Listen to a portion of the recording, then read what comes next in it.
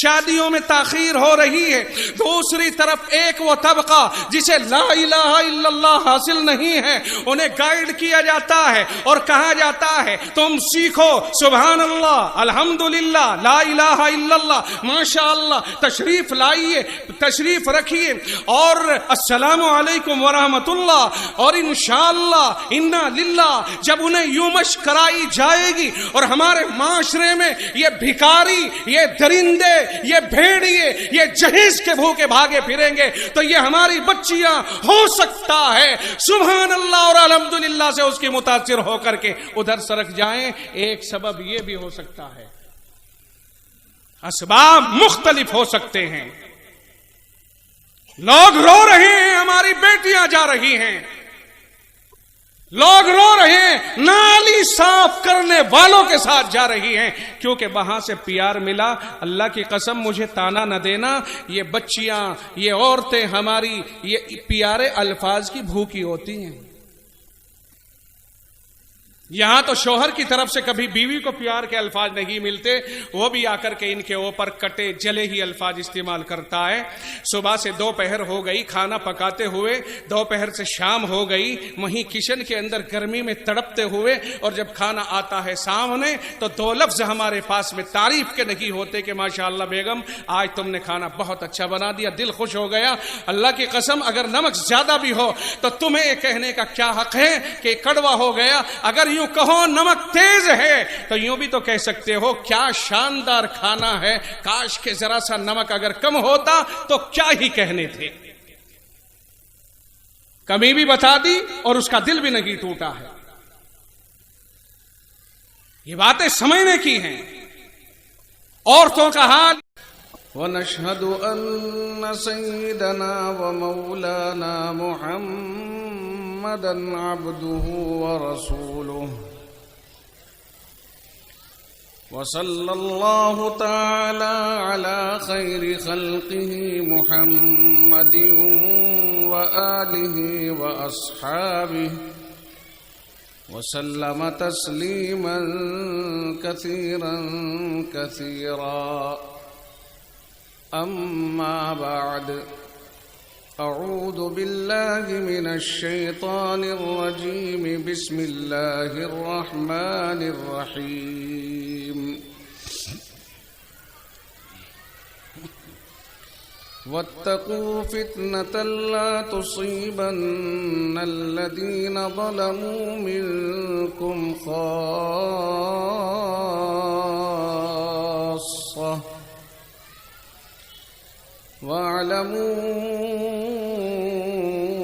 واعلموا أن الله شديد العقاب. وقال تعالى في مقام آخر: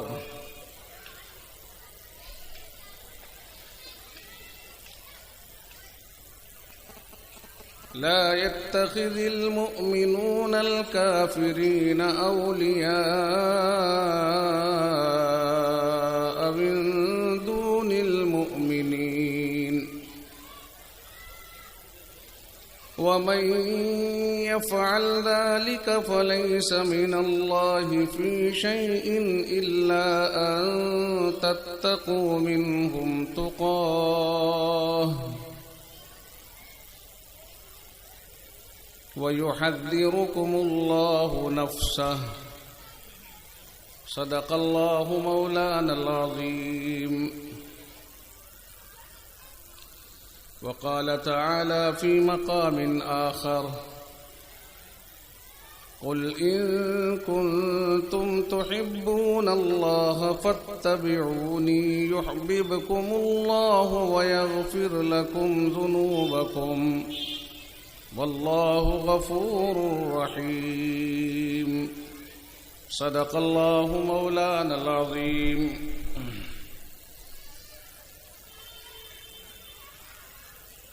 وقال النبي صلى الله عليه وسلم: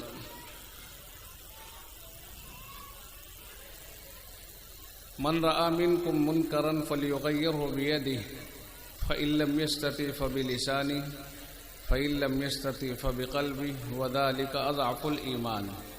أو كما قال عليه الصلاة والسلام.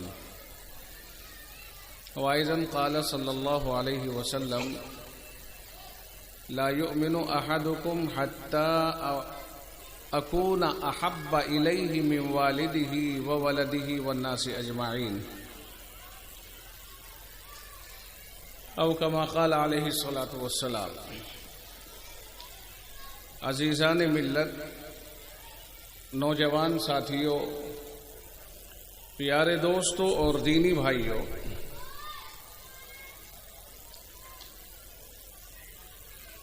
کئی دفعہ اس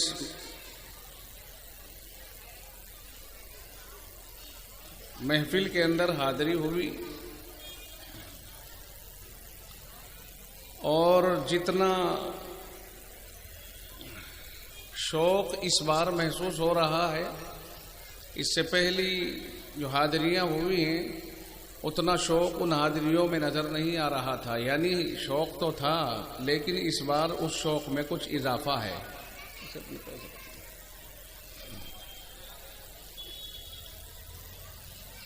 بہت بڑی جگہ ہے جہاں آپ بیٹھے ہیں، چھوٹی جگہ نہیں ہے، اور یہ جگہ بھری ہوئی ہے، اور باہر پیچھے کی جانب جتنے آپ ہیں اتنے ہی وہاں بھی ہیں، مگر چونکہ آپ کا انتظام چھوٹا پڑ گیا اس لیے انہیں یہ موقع مل گیا کہ وہ ادھر کھڑے ہوئے ہیں. خداوند عالم ہمارے اس حاضر ہونے کو قبول فرما لے، اور ہم جس مقصد کے تحت یہاں بلائے گئے ہیں اللہ تعالیٰ اس مقصد میں ہم سب کو کامیاب فرمائے. انتظامیہ جنہوں نے یہ محسوس کیا کہ اجلاس ہونے چاہیے اور ان میں ضرورتیں بتائی گئی کہ ضرورتیں کیا کیا ہیں، کس طرح کی ضرورتیں ہیں، اللہ تعالیٰ ان کی درد دل کو قبول فرمائے، اور اللہ تعالیٰ آنے والے مقررین کی زبان پر وہ باتیں جاری فرمائے کہ جن کی یہاں ضرورت ہے. ان باتوں سے اللہ تعالیٰ پرہیز کرنے کا انتظام فرمائے کہ جن چیزوں کی یہاں ضرورت نہیں ہے. اب جو بات آپ کے سوچنے میں ہے کہ کیا ضروری ہے کیا ضروری نہیں ہے، اللہ تعالیٰ میرے دل میں وہ باتیں ڈال دے.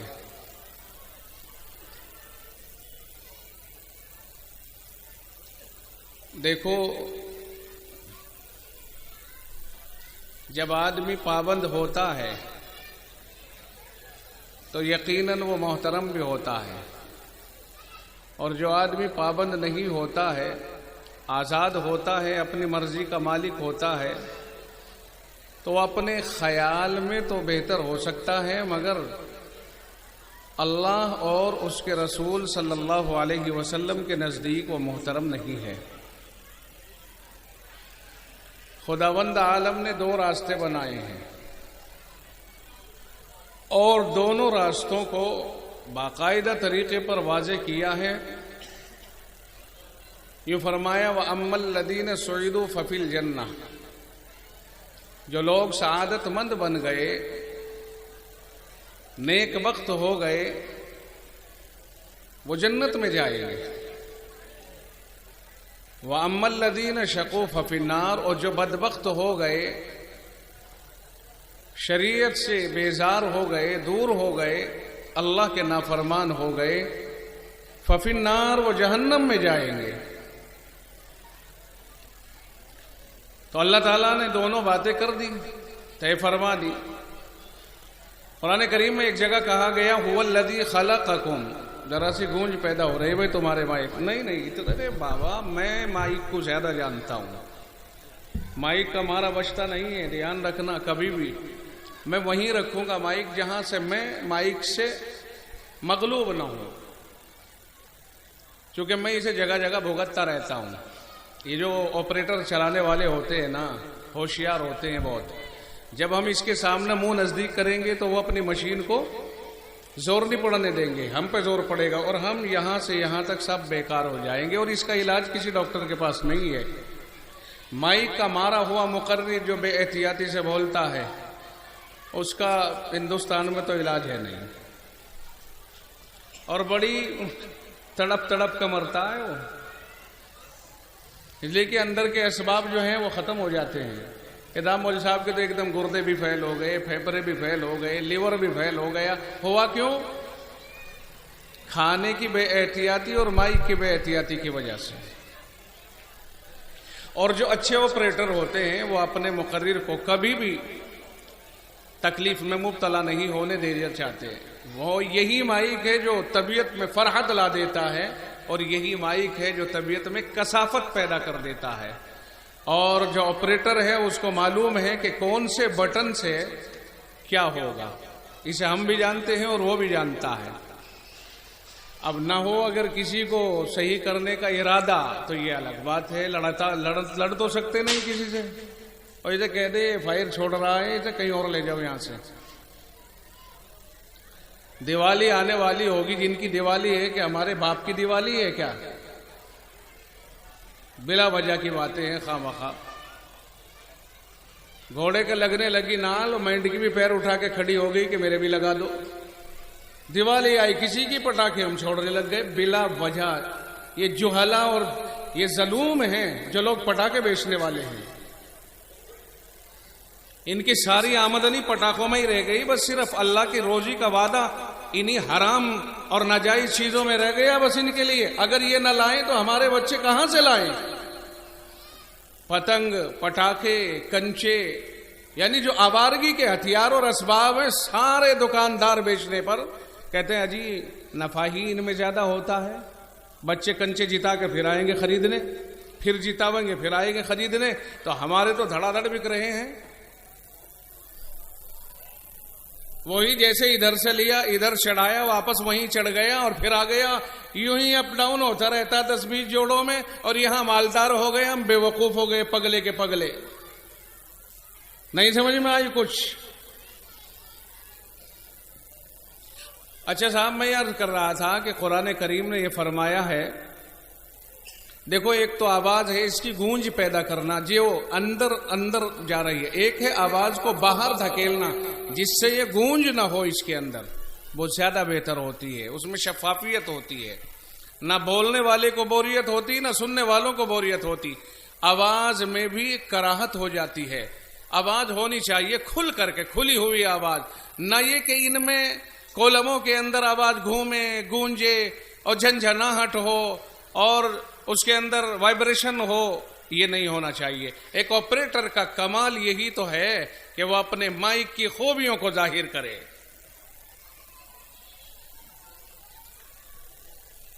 اور جب وہ اچھا مائک لے کے آتا ہے جناب والا تو دوسرے لوگ اس کا پتہ بتاتے ہیں کہ یار مائک لانا، پروگرام کرانا، کہ یار فلاں کا لے کے آؤ، ہمارے یہاں بھی بہت شاندار تھا.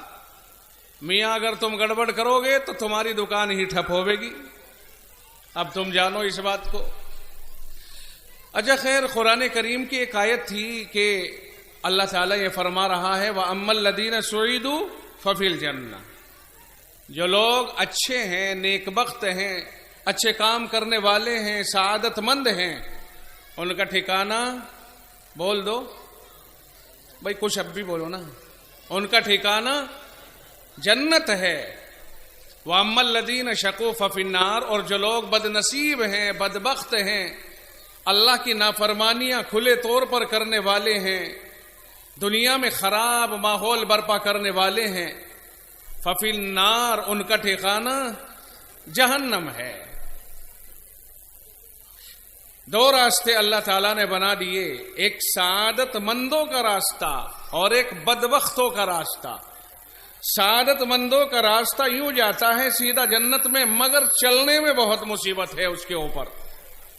اور بد نصیبوں کا راستہ بڑی آسانی کے ساتھ چاہتے ہیں اس میں، مگر ایک سیکنڈ میں جہنم میں جھک جاتے ہیں.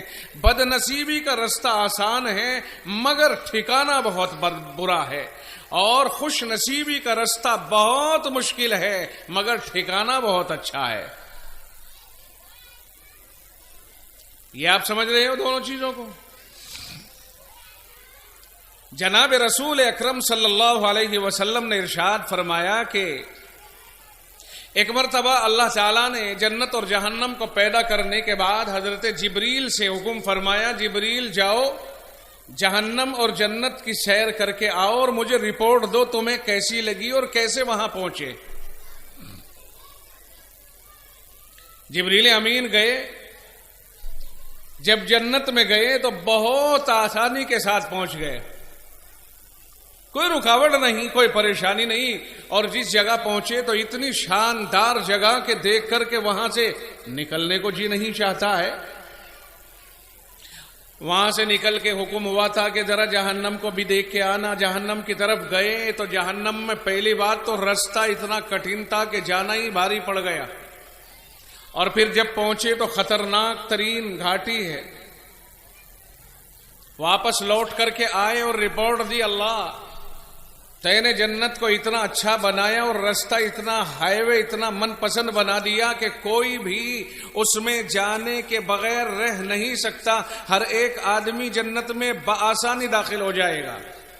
اور جہنم کو آپ نے اتنا مشکل بنا دیا کہ پہلی بات تو رستہ ہی اتنا مشکل ہے، مصیبت بھرا ہے کہ اس میں جانا وہ اتنا آسان نہیں، اور وہاں پہنچنے کے بعد تو بہت ہی عجیب و غریب شکل ہے۔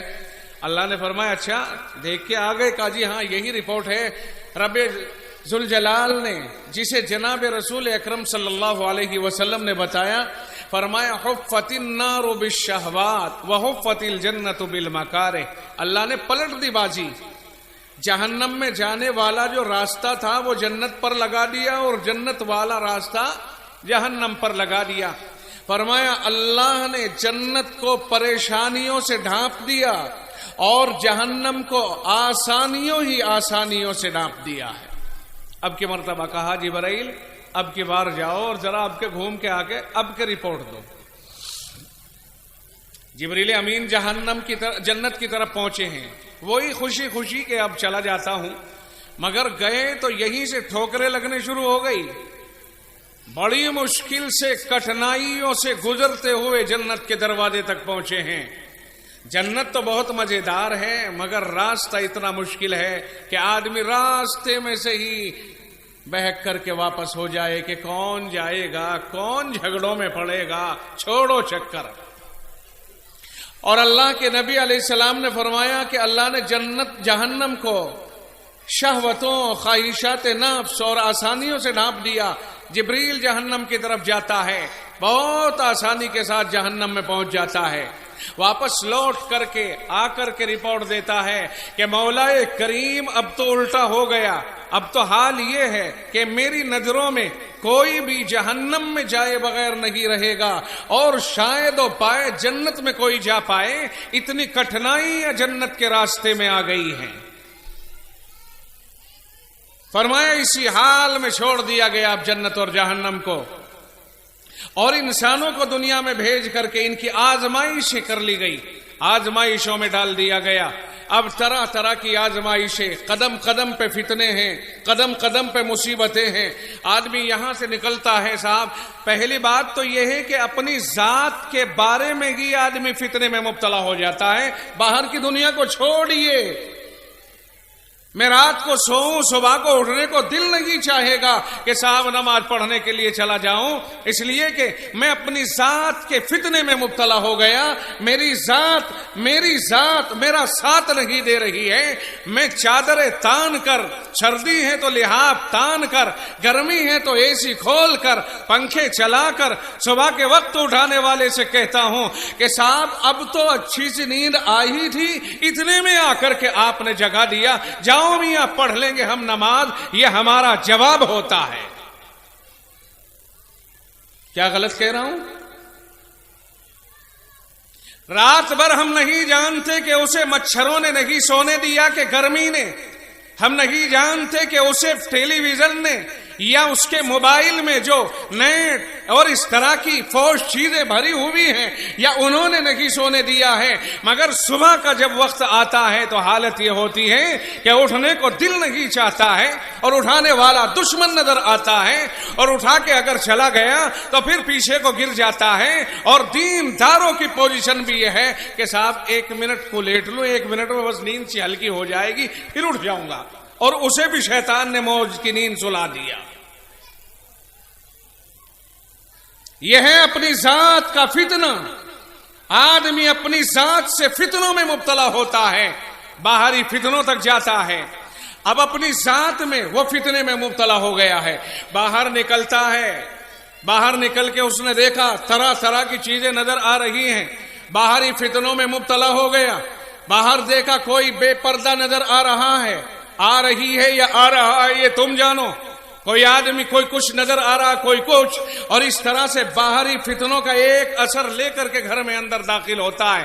کم از کم یہ اثر کہ اگر میرے گھر میں ٹوٹی چھت ہے, باہر نکلا تو اچھے مکانات دیکھ کر متاثر ہو گیا اور اللہ کی ناشکری میں مبتلا ہو گیا, اور یہاں تک زبان پر آنے لگتا ہے کہ وہ دیکھو سارا مال انہی کو, اور میں ایک یہ ہوں کہ ٹوٹی چھت پہ ہوں. کوئی دیکھتا ہے غیر مسلموں کو تو ان کو سمجھتا ہے کہ صاحب مزے تو ان لوگوں کے ہیں, صاحب حکومت ان کے پاس میں ہے, گاڑیاں ان کے پاس ہیں, بنگلے ان کے پاس ہیں, اور نوکریاں ان کے پاس میں ہیں, حکومت کا باقاعدہ نمائندہ بننا ان کے مقدر میں ہے. ہم تو کیا ہے اجی, ہمارا کیا ہے, اور بھی کچھ نہیں. تو اس طرح کی خیالی باتیں اپنے ذہن میں لے کر کے آ جاتا ہے.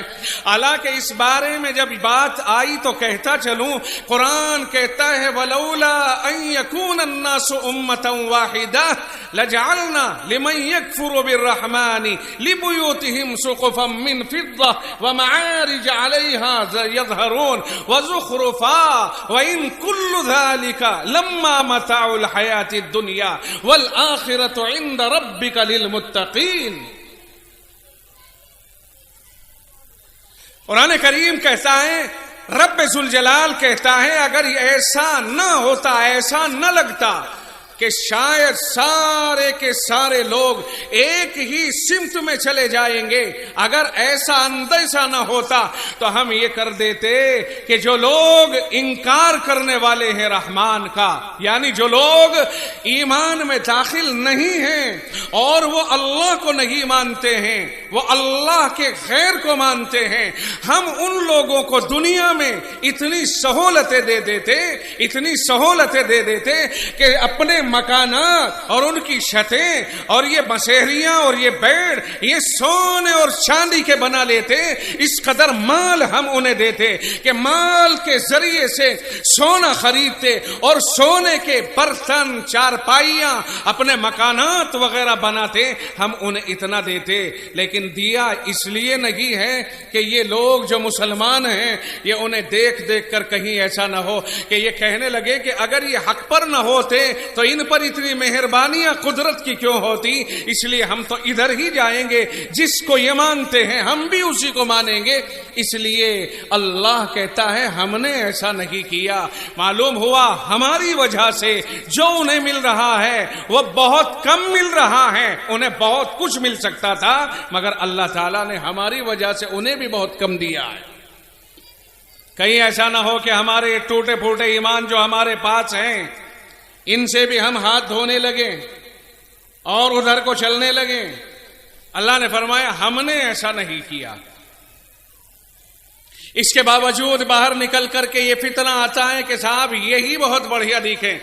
یاد رکھیے اس کے اچھے اور برا ہونے کے لیے آپ کو اتنا سوچ لینا کافی ہے کہ رسول اکرم صلی اللہ علیہ وسلم نے ارشاد فرمایا یہ ساری کائنات اللہ کی نگاہوں میں ایک مچھر کے پر کے برابر بھی نہیں ہے. اور آپ نے بار بار اس حدیث پاک کو سنا ہے, سمجھا ہے, آپ کو یاد ہو رہی ہوگی. آقا کا ارشاد گرامی ہے لو کانت الدنیا تعدل عند اللہ جناح بعوضہ ما سقا کافر منها شربت ماء یا ما سقا کافرا منها شربت ماء او کما قال علیہ الصلوۃ والسلام. رب کہتا ہے کہ اگر اللہ کے نبی نے فرمایا کہ اللہ کی نگاہوں میں اگر اس ساری کائنات کی حیثیت ایک مچھر کے پر کے برابر بھی ہوتی تو یہ دنیا یہ ایسی تھی ہو جاتی اللہ کی نگاہوں میں کہ جو اللہ کو ماننے والا نہیں ہے, جو اللہ سے بغاوت کرنے والا ہے, جو اللہ کی اطاعت سے دوری بنانے والا ہے, جو اللہ کا انکار کرنے والا ہے, اللہ تعالی اسے ایک گھونٹ پانی پینے کی اجازت نہ دیتا. اس لیے کہ جب دنیا کی کوئی اوقات اللہ کی نگاہوں میں ہوتی, چاہے ادنا ہی صحیح, چاہے ایک مچھر मच्छर के पर के बराबर ही सही रब इस दुनिया को फिर अपने दुश्मन के करीब भी न जाने देता, मगर चूंकि अल्लाह की निगाहों में इस दुनिया की हैसियत एक मच्छर के पर के बराबर भी नहीं है, इसलिए अल्लाह की तरफ से चाहे इसे कोई भी हासिल करे, कितनी ही हासिल करे, करता रहे, महल्लात बनाए, महल्लात से ऊपर चला जाए, गाड़ियां बनाए, मुल्कों की तश्कील करे, वजीर आजम बन जाए, सदर ममलकत बन जाए, पूरी कायनात के ऊपर बड़ा बनकर के खड़ा हो जाए, आप इस बारे में जहन को मुतमईन रखिए कि ये दुनिया का आना ये उसके लिए खुश नसीबी नहीं है, बल्कि अगर ईमान है तो ईमान खुश नसीबी की दलील है, अगर ईमान नहीं है तो कायनात पर कब्जा कर लेना, कायनात को अपने ज़ेरे नगी कर लेना, कायनात पर कमंदे डाल देना, कायनात के ऊपर सदारत का ऐलान कर देना, ये कोई चीज नहीं है जब अल्लाह के यहाँ एक मच्छर के पर के बराबर भी ये नहीं है, फिर सारी दुनिया के ऊपर किसी की हुकूमत हो सो होती रहे, उसके लिए कोई एजाज नहीं है।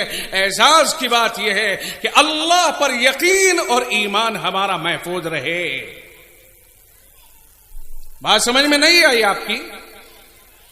अगर यकीन महफूज नहीं, अगर अल्लाह का दीन हमारी जिंदगियों में नहीं, तो फिर ये सारी दुनिया हमारे लिए कोई औकात नहीं रखती है। एक तरफ तो ये हुआ, दूसरी तरफ ये है कि अगर कोई एक भी बंदा इस दुनिया में अल्लाह कहने वाला बाकी रहेगा तो अल्लाह ताला सिर्फ और सिर्फ उसी की बरकत से इस दुनिया को आबाद और शादाब रखेगा, और सारे दुश्मन खुदा और दुश्मन रसूल मौज मस्ती करते रहेंगे सिर्फ उस एक बंदे की बरकत से जो अल्लाह का नाम लेने वाला इस दुनिया में बाकी रहेगा। यह है ईमान की कीमत। एक तरफ दुनिया कि उसकी हैसियत अल्लाह की निगाहों में एक मच्छर के पर के बराबर नहीं, दूसरी तरफ ईमान कि अल्लाह की निगाहों में उसकी वैल्यू इतनी है कि अगर कोई बंदा सिर्फ अल्लाह कहने वाला भी दुनिया में बचा हुआ है तो सिर्फ और सिर्फ उसी की बरकत से अल्लाह ताला इस कायनात को महफूज रखेगा, इसे नहीं तोड़ेगा। दुनिया मौज मस्ती करती रहे उस एक बंदे की बरकत से जो अल्लाह कहने वाला इस दुनिया में होगा। और मजे की बात ये, अल्लाह के सिवा उसका पता भी किसी को नहीं होगा, फरिश्तों को भी पता नहीं होगा कि कोई अल्लाह कहने वाला इस दुनिया में है। सिर्फ उसके अंदर अल्लाह क्या यकीन है कि अल्लाह कोई चीज है, बस आमाल नहीं है। यह है वो चीज कि दुनिया एक तरफ कोई औकात नहीं, और यह है वो चीज कि दीन दूसरी तरफ, इसकी बरकत से अल्लाह सारी दुनिया को महफूज रखेगा। इसलिए हमें किस तरफ चलना चाहिए जी? जन्नत की तरफ या जहन्नम की तरफ? हमने आपको शुरू में कहा था कि अल्लाह ने दो रास्ते बनाए हैं, एक खैर का रास्ता, एक शर का रास्ता। खैर का रास्ता बहुत कठिन है और शरारतों का रास्ता बहुत आसान है। बाहर निकलते ही आपको बहुत कुछ मिल जाएगा, लेकिन जन्नत में जाने के लिए बड़ी मशक्कतों का सामना करना पड़ेगा, बड़ी आजमाइशें हैं। कुरान करीम कहता है अलिफ लाम मीम अहसिबन नासु अन युतरकू अन यकूलू आमन्ना वहुम ला युफ्तनून। क्या लोगों ने समझ लिया है कि वो आमन्ना कहते रहे कि हम ईमान ले आए, हम तो मुसलमान हैं, हम तो मोमिन हैं, वहुम ला युफ्तनून, हालिए कि उनको आजमाया न जाए? ना ना, ऐसा नहीं हो सकता है। आजमाइशें आएंगी और बार बार आएंगी। ये तो अल्लाह की तरफ से एक निजाम है। जन्नत मुश्किलों से हासिल तो होगी, मगर है बहुत मजेदार चीज। और ये मुश्किलात क्या है? यही दुनिया के अंदर चंद चीजें हैं कि साहब नमाज पढ़ लिया करें, कोई ज्यादा बड़ी बात नहीं, 5 ही तो नमाजें हैं, नमाज पढ़ लिया करें। रोजे आए, 1 साल में रोजे रख लिया करें। मालदार हो गए, ज़कात दे दो, 2.5%, 97.5 अपने पास रख लो। اور ایک زندگی میں حج کا مسئلہ ہے، اگر زیادہ مالدار ہو گیا اور یہاں سارے اخراجات پورے کرنے کی پوری ذمہ داری ادا کر سکتا ہے تو پھر اللہ کے گھر پر جا کر کے وہیں جا کر کے اللہ کی عبادت کر کے آئے۔ یہ حج ہے اور یہ زندگی میں صرف ایک بار آتا ہے، یہ چند عبادتیں ہیں، اور کیوں کسی کے خلاف بغاوت کرے اور کیوں کسی کے خلاف خامخواہ قدم اٹھائے؟ شریعت بہت آسان ہے، الدین یسر، دین بہت ہی آسان ہے، مشکل نہیں ہے۔ کوئی اگر آپ کو مشکل بنا دے تو یہ الگ بات ہے۔ اللہ کے نبی علیہ السلام نے فرمایا یسروا، آسانی پیدا کرو، ولا تعسروا، مشکلات میں لوگوں کو مبتلا نہ کرو، کئی لا تنفروا، تاکہ یہ بدک کر کے دور نہ چلے جائیں، ان کے پیچھے لاٹھی لے کر کے نہ گھومتے رہا کرو کہ ہر وقت میں ٹورچر ٹوکنا، اور یہ نہیں، دین بہت آسان ہے، یہ کوئی مشکل چیز نہیں ہے، لیکن شرط یہ ہے کہ ایمان پر مضبوط رہیں۔ ہمارے پاس سب سے مین چیز ہے ایمان، ایمان سلامت رہے، اعمال سلامت رہتے ہیں۔ ایمان کی نشانی ظاہری اعتبار سے اعمال ہیں، اعمال کی دعوت دے رہا ہے ایمان، عمل کی دعوت دے رہا ہے ایمان۔ جب کہیں آپ نے لائٹ میں یوں تار لگایا، کرنٹ لگایا، کرنٹ آپ کو نظر نہیں آ رہا ہے، لیکن بلب اگر ہوگا تو یہ کرنٹ دعوت دے گا بلب کو روشنی کرنے کی کہ چل میں ادھر سے تیرے پاس روشنی بھیجتا ہوں، تو آگے بڑھا۔ اور اگر بلب کے اندر سے ہی تار ٹوٹا ہوا ہوگا، بلب روشن نہیں ہوگا، تو یہاں کرنٹ تو ہے لیکن دوسروں کو اس کا فائدہ کیسے پہنچے گا؟ یہی حال ایمان کا ہے۔ ہمارے دل میں اگر ایمان ہے، عقیدہ سلامت ہے ہمارا، تو اس عقیدے کی بنیاد پر ہم ٹھیک ہے، اللہ کی نگاہوں میں مومن ہیں، اور ایک وقت آئے گا کہ ہم جنت میں چلے بھی جائیں گے، لیکن دنیا کے اندر رہتے ہوئے عقیدہ عمل کی دعوت دیتا ہے۔ اگر عمل ٹھیک نہیں ہے تو جیسا ظاہر نظر آئے گا ویسا ہی اس پر فتویٰ لگ جائے گا۔ بات سمجھ میں نہیں آ رہی میں کدھر جا رہا ہوں؟ میرے کہنے کا منشا یہ ہے کہ اپنی ظاہری حالت کو ہمیں درست کرنا بہت ضروری ہے۔ اگر ہماری ظاہری حالت درست نہیں ہوتی ہے تو ہمارا ایمان ہمارے اندر ہے وہ نظر نہیں آ رہا ہے، نظر آتے ہیں ہمارے ایمان کے ذریعے سے ظاہر ہونے اعمال۔ جس طرح سے ڈوری لگانے کے بعد پلک میں آپ نے چٹکنی دبا دی اور اس کے ذریعے سے کرنٹ وہاں تک پہنچ گیا، لیکن اگر بلب روشن نہیں ہوا ہے تو یہ کرنٹ نظر نہیں آ رہا ہے۔ بلب دلیل بنتا ہے کہ کرنٹ موجود ہے، اسی لیے عمل دلیل بنتا ہے کہ عقیدہ محفوظ ہے۔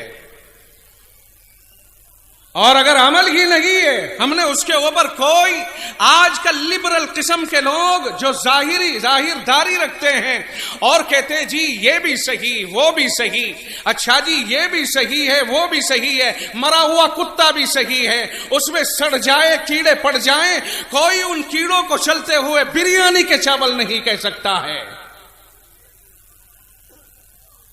وہ سڑا ہوا غلیظ ترین کتا ہے۔ یہ کیسے ممکن ہے کہ ایک مردار اور ایک شاندار چیز دونوں برابر ہو سکتی ہوں؟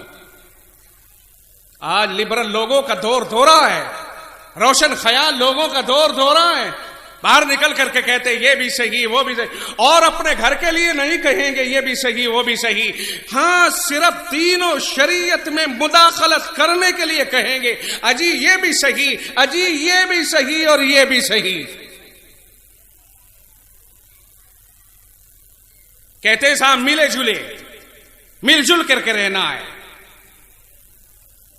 کچھ کڑواہٹ ہو سکتی ہے میرے الفاظوں کے اندر، لیکن حقیقت سے انشاءاللہ نہیں ہٹوں گا۔ یہ الگ بات ہے کہ کڑواہٹ محسوس ہو جائے، الحق مر، حق کڑوا ہی ہوتا ہے، بات مشکل سے اندر اترتا ہے، لیکن جب اترتا ہے تو مرضوں کو کاٹتا ہوا چلا جاتا ہے۔ سانپ کا زہر اگر کسی کو چڑھ جائے، لوگ کہتے ہیں نیم کے پتے کھلاتے رہو کھلاتے رہو کھلاتے رہو، جب وہ کڑوے لگنے لگے تو سمجھ لینا زہر کا اثر ختم ہو گیا، جب تک وہ کڑوے نہیں لگیں گے تو سمجھ لینا زہر اس کے جسم کے اندر گھوم رہا ہے۔ یہ زہر جو دنیا کا، یہ زہر جو شیطنت کا، یہ زہر جو بدماشیوں کا ہمارے جسم میں گھس گیا ہے، جب تک ان کے اوپر حق کی چوٹ نہیں لگے گی اور احساس نہیں ہوگا، اس وقت تک یہ شرارتیں ہمارے اندر سے نکلنا بہت مشکل ہے۔ قرآن کریم کہتا ہے کنتم خیر امت، تم سب سے بہتر امت ہو۔ امتیں تو بہت آئی، امتیں تو حضرت ابراہیم علیہ السلام، نوح علیہ السلام، عیسیٰ علیہ السلام، موسیٰ علیہ السلام، سارے کے سارے پیغمبروں کی امت ہے، لیکن رب ذوالجلال نے جو بھروسہ اور اعتماد کر کے آپ کے اور ہمارے لیے اور جناب محمد الرسول اللہ کے لیے فرمایا ہے، وہ کسی اور کے لیے نہیں فرمایا، آپ کے لیے فرمایا ہے کنتم خیر امت، امت محمدیہ تم سب سے بہترین امت ہو، تم سے بہتر کوئی امت نہیں ہے۔ کنتم خیر امت اخرجت للناس، اور لوگوں کے فائدے کے لیے تمہیں پیدا کیا گیا ہے۔ یہ کون کہتا ہے؟ یہ قرآن کہتا ہے تم سب سے بہتر ہو۔ یہ بہتر میں نہیں کہتا، میرا رب کہتا ہے، خلاق عالم کہتا ہے، کائنات کا مالک کہتا ہے، دو جہاں کا پالنہار کہتا ہے۔ کیا کہتا ہے؟ کہنے لگ گیا کنتم خیر امت، تم سب سے بہتر امت ہو، اخرجت للناس، تمہیں پیدا کیا گیا ہے لوگوں کو فائدہ پہنچانے کے لیے۔ تأمرون بالمعروف، جب لوگوں کو فائدہ پہنچایا جائے تو مولا کریم اس فائدے کی ابتدا کہاں سے ہوگی؟ رب نے کہا ابتدا یہاں سے ہوگی۔ تأمرون بالمعروف، تم لوگوں کو اچھی باتوں کو سکھاؤ، تم لوگوں کو بھلائیوں کی تعلیم دیتے رہو۔ وتنہون عن المنکر، اور برائیوں سے تم روکتے رہو۔ وتؤمنون باللہ، اللہ پر ایمان رکھتے رہو۔ کمال ہے، رب کہتا تم سب سے بہتر ہو، تمہیں ہم نے ساری کائنات کے لوگوں کے فائدے کے لیے پیدا فرمایا ہے۔ تمہارا فائدہ پہنچانے کا پہلا قدم یہ ہونا چاہیے کہ لوگوں میں بھلی باتیں، اچھی باتیں پھیلاؤ، عام کرو، اور برائیوں سے لوگوں کو روکتے رہو۔ اور آخر میں اللہ نے فرمایا وَتُؤْمِنُونَ بِاللَّهِ، تم اللہ پر ایمان بھی رکھتے ہو۔ اب سوال یہ پیدا ہوتا ہے، یہی رک کے سمجھا جائے کہ اللہ تعالیٰ نے پیدا کر دیا، لوگوں کے نفع کے لیے پہنچا دیا، اور نفع کی دلیل بھی بتا دی کہ یہ ہے اچھی باتیں پھیلاتے رہو اور بری باتوں سے روکتے رہو، روکتے رہو، یہ ساری ذمہ داریاں تمہاری ہیں۔ اور آخر میں کیا فرمایا؟ تم اللہ پر ایمان بھی رکھتے ہو۔ اب آپ سے ایک سوال ہے، اللہ پر ایمان رکھنے کا لفظ اللہ نے بعد میں فرمایا ہے، پہلے اللہ نے امر بالمعروف نہی عن المنکر، فائدے کے لیے پیدا ہونا، اس کا ذکر فرمایا ہے۔ مگر یہاں تو یہ سوال پیدا ہوا کہ ایمان کے بغیر یہ نہی عن المنکر اور امر بالمعروف یہ کیسے درست ہوں گے جب تک ایمان ہی نہیں ہوگا؟ اور ایمان کا ذکر ہو رہا ہے بعد میں، اس کا کیا مطلب ہے؟ ہونا عقل کہتی ہے یہ ہوتا کہ پہلے ایمان کا ذکر ہوتا، تم اللہ پر ایمان رکھتے ہو، جب ایمان پیدا ہو گیا اب امر بالمعروف اور نہی عن المنکر معتبر ہوگا، اور اگر ایمان ہی نہیں تو امر بالمعروف اور نہی عن المنکر معتبر ہو سکے گا؟ اور اللہ نے تو ایمان کا لفظ بعد میں ارشاد فرمایا ہے، پہلے امر بالمعروف اور نہی عن المنکر، یعنی اچھی باتوں کا حکم اور بری باتوں سے روکنا، اس کو ذکر فرمایا ہے۔ آپ اس کا ذرا جواب توجہ سے سن لیجئے۔ آپ کے ذہن میں سوال آیا کہ نہیں آیا؟ بھائی اللہ کی ترتیب یہ ہے کنتم خیر امت، تم سب سے بہتر امت ہو، اخرجت للناس، تم لوگوں کے فائدے کے لیے پیدا کیے گئے ہو، تمہارا کام یہ ہے تأمرون بالمعروف، تم اچھی باتوں کا حکم کرتے رہو یا کرتے ہو، تأمرون بالمعروف وتنہون عن المنکر، اور تم برائیوں سے روکتے ہو۔ اور آخر میں کیا کہہ دیا؟ وتؤمنون باللہ، اور تم ایمان بھی رکھتے ہو اللہ پر۔ تو دیکھیے اللہ پر ایمان رکھنے کے بعد جو بعد میں آئی اس سے پہلے کی جو باتیں ہیں وہ اہم ہیں یا اللہ پر ایمان رکھنا اہم ہے؟ اللہ پر ایمان رکھنا زیادہ اہم ہے نا۔ اگر ایمان ہی نہیں تو وہ باتیں بیکار ہیں، اور وہ باتیں نہیں کی تو ایمان معتبر ہے۔ پھر بھی تو معلوم ہوا ایمان باللہ یہ سب سے بلند والا چیز ہے جسے اللہ نے سب سے بعد میں ذکر فرمایا ہے۔ اس کا جواب یہ ہے، آپ کو بالکل سادے لفظوں میں دیتا ہوں کہ اللہ تعالی نے اچھی باتوں کے پھیلانے اور برائیوں سے روکنے کا ذکر پہلے کر کے اور ایمان باللہ کا ذکر بعد میں کر کے یہ سمجھانا چاہا ہے کہ لوگوں، ایمان باللہ یعنی اللہ پر ایمان رکھنے کا مقصد ہی امر بالمعروف اور نہی عن المنکر ہے۔ سمجھ میں نہیں آیا؟ اللہ پر ایمان لانے کا مقصد امر بالمعروف اور نہی عن المنکر ہے۔ اس لیے جو مقصد ایمان تھا اللہ نے اس کو پہلے ذکر فرما دیا ایمان سے۔ ایک ہے ایمان، ایک ہے مقصد ایمان۔ یہ مقصد ایمان ہے کہ ایمان لانے کا مقصد یہ ہے کہ تم لوگوں میں بھلائیوں کو پھیلائیو اور برائیوں سے روکتے رہیو، یہ ہے ایمان لانے کا مقصد۔ تو مقصد کو پہلے ذکر فرما دیا، ایمان کو بعد میں ذکر فرمایا ہے۔ کوئی آدمی یہ کہتا ہے کہ میں اللہ پر ایمان رکھتا ہوں، میں مومن ہوں، اور وہ آدمی برائیوں کو نہیں روکتا ہے اور بھلائیوں کو نہیں پھیلاتا ہے، تو اس کا مطلب یہ ہوا کہ وہ اپنی ڈگر سے ہٹ رہا ہے، اپنی ذمہ داری سے پیچھے ہٹ رہا ہے۔ اس کی ذمہ داری یہ ہے کہ جو آدمی جس درجے کا ہے اسی درجے برائی کو روکے اور اسی درجے بھلائیوں کو پھیلائے۔ ہر آدمی کی ذمہ داری یہی ہے جسے جناب رسول اکرم صلی اللہ علیہ وسلم نے فرمایا کہ من رآ منکم منکرا فلیغیرہ بیدہ، جو آدمی تم میں سے کوئی برا کام ہوتے ہوئے دیکھے تو اب دیکھا یہ جائے گا کہ یہ آدمی کس درجے کا ہے۔ کیا یہ آدمی اس درجے کا ہے کہ یہ اپنے ہاتھ سے اس برائی کو روک دے؟ کیا یہ آدمی اس درجے کا ہے کہ ہاتھ سے نہیں روک سکتا ہے، لیکن کیا وہ ایسا ہے کہ زبان سے منع کر کے روک دے؟ کیا اگر وہ ایسا بھی ہے کہ زبان سے روک سکتا ہے تو روکے، اور اگر وہ اس درجے کا بھی نہیں ہے کہ زبان سے کہنے کی ہمت اور حوصلہ نہیں ہے تو کم از کم اس برائی کو اپنے دل سے برا سمجھ کے بیٹھ جائے، اللہ کے حوالے کر دے، مولا کریم یہ کام غلط ہے اور میں اسے برا سمجھتا ہوں، تیرے حبیب نے اسے برا کہا ہے، تیرے قرآن نے اسے برا کہا ہے، مگر یہ کر رہا ہے اور یہ ایسا ہے، میں زبان سے بھی نہیں کہہ سکتا، ہاتھ سے بھی نہیں روک سکتا، تو کم از کم میں اسے برا سمجھ کر کے اپنے گھر میں بیٹھ رہا ہوں، اللہ تو ہی اس کو سمجھ لے۔